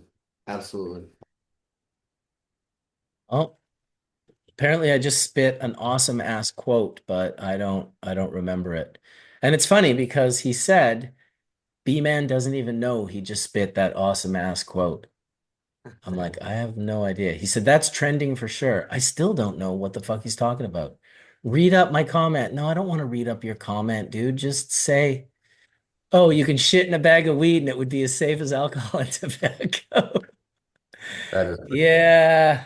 Jeez. well, I that's That know. was a pretty awesome rant, I will say. these guys are gonna do their best, and everyone's doing their best down there to make it. Well, let us know what we can do to support you, right? We got a good community here, Hash Church, whatever we can do to support and be a part of it. We're happy to get behind the right people. So the See if event that will be makes you streaming live as well. So that's another option for someone who can't work out getting down to Brazil for this. But I think it'd be an amazing experience if you do make it down. It's called Beyond Cultivation Boot Camp. The dates are November 11th to the 13th. And then right afterwards, you have 3 days of Expo Cannabis. And yeah, you can see it's beyondcultivationbootcamp.com is the website.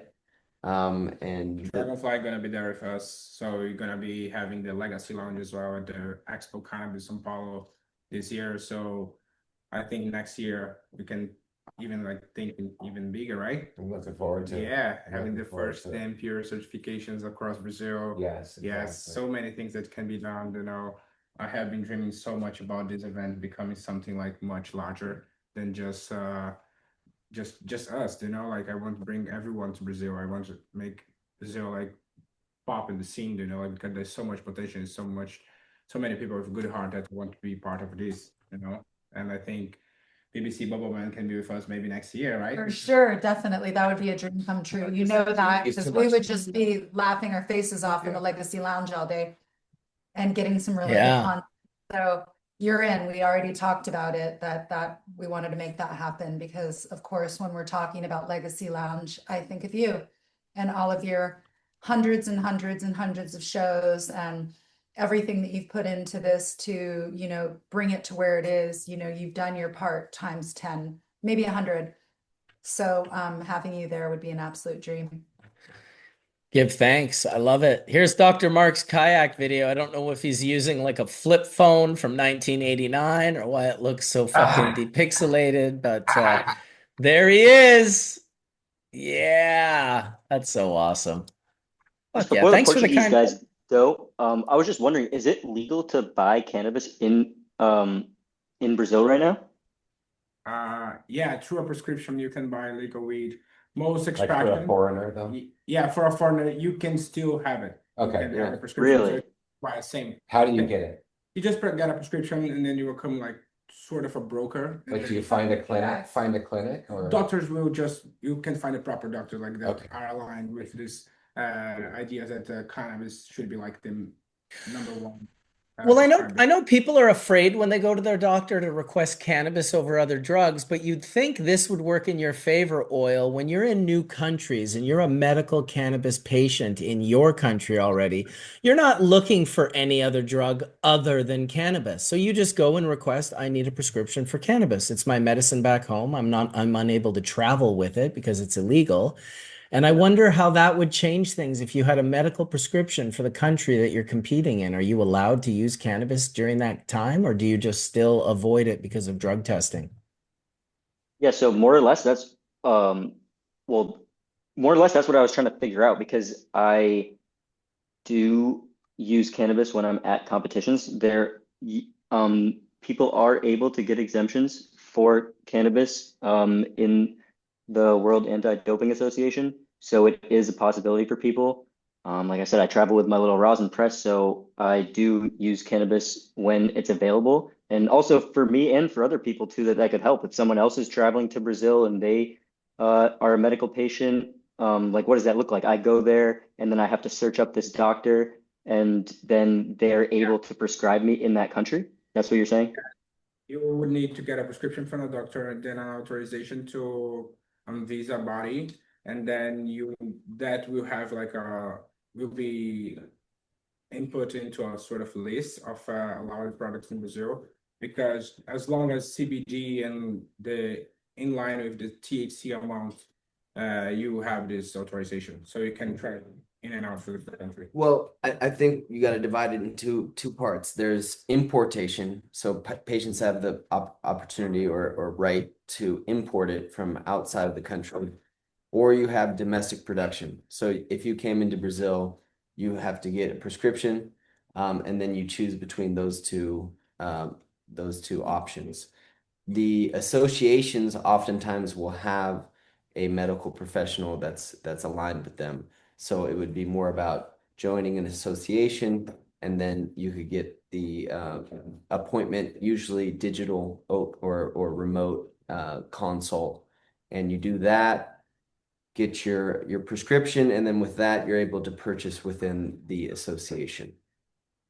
And so you could even potentially do that before you went to Brazil. So you could get your medical consultation while you're in another country, and then when you get to Brazil, you'd be all good. That's what you're saying? Correct. Oh, that's incredible. Yeah. Yeah. And this is let's see, I'm trying to think about the best way that people could get in touch if that was something of interest to them. I think the easiest would be we have our medical importation company that also is aligned with the doctor.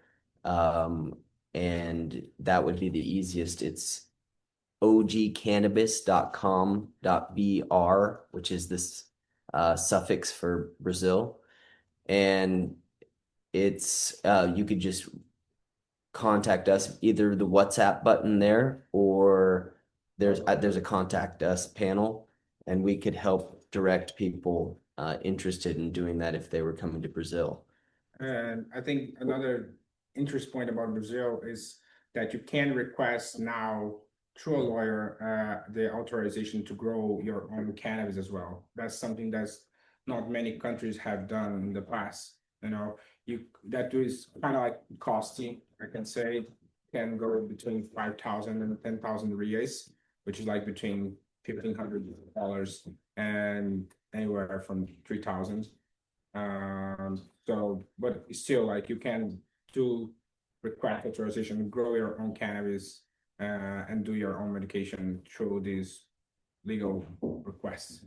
And it's noteworthy to throw in there that if you didn't know, Brazil is the biggest country to decriminalize marijuana, and that happened last year. And so we're seeing a very big shift in the approach to cannabis right now, and it's you know, everyone's very optimistic right now. It's not moving quickly, but or I mean, relatively speaking, it's moving quickly, but there's a lot of reason and cause for excitement. Well, that's awesome. That's great news. Yeah, we'll have to link you guys up, Oil, so you can make sure you don't lose that information. I know how important that is to you, and I think you'd be a good person to go through that process in Brazil. I think that would, at least when you're in Brazil, you're able to use your medicine. We have just reached the 4-hour point of the podcast, and it's a beautiful day. And I'm kind of like Dr. Mark. I don't know if I'm going for a paddleboard or if I'm going to go for a walk with my wife or something, but I'm going to do something that's enjoyable and that feeds my soul. Maybe I'll go do some gardening. I don't know, but I do want to thank the Press Club for their continued support and sponsorship. I want to thank Puffco, PuffCon, Caleb Chen for coming in and kind of being our man on the street at PuffCon. I hope you puff a bunch of bowls with a bunch of great people today. Say hi to Jolly Roger and any of those crew, Chelsea, if you see them, from the Bubble Man. And thanks for coming in, Dragonfly Earth Medicine, with these wonderful Brazilians who are sharing the work that they're doing. Thank you, Etienne, for coming in from South Africa earlier, from Myrtle's Farm. And shout out to all the South African crew that were on Hash Church recently, our South African Guild, Hash Guild episode. And thank you to Colin, who was here earlier as well. Thanks for Oil for dropping in and sharing a little bit about what you're up to. And of course, thanks to the hundreds of people, the thousands of people who will watch and listen to this podcast over the course of the next 30 days. We appreciate you. If you got any suggestions or ideas or people you want to see on there, ideally you'd have a contact for them. It's not that easy, just throwing a hook out into the world. But hit me up at bcbubbleman at bubbleman or at icloud.com, bcbubbleman at icloud.com. And yes, thank you to Bubble Bags as well. Bubble Bags, Puffco, the Press Club for their sponsorship. And as always, I would say, may the full melt bless your bowl. Sooner than later. Enjoy the day. Peace Thank out. you very much. Peace, Peace brother. out, everyone. Peace, babe. Thank you very much.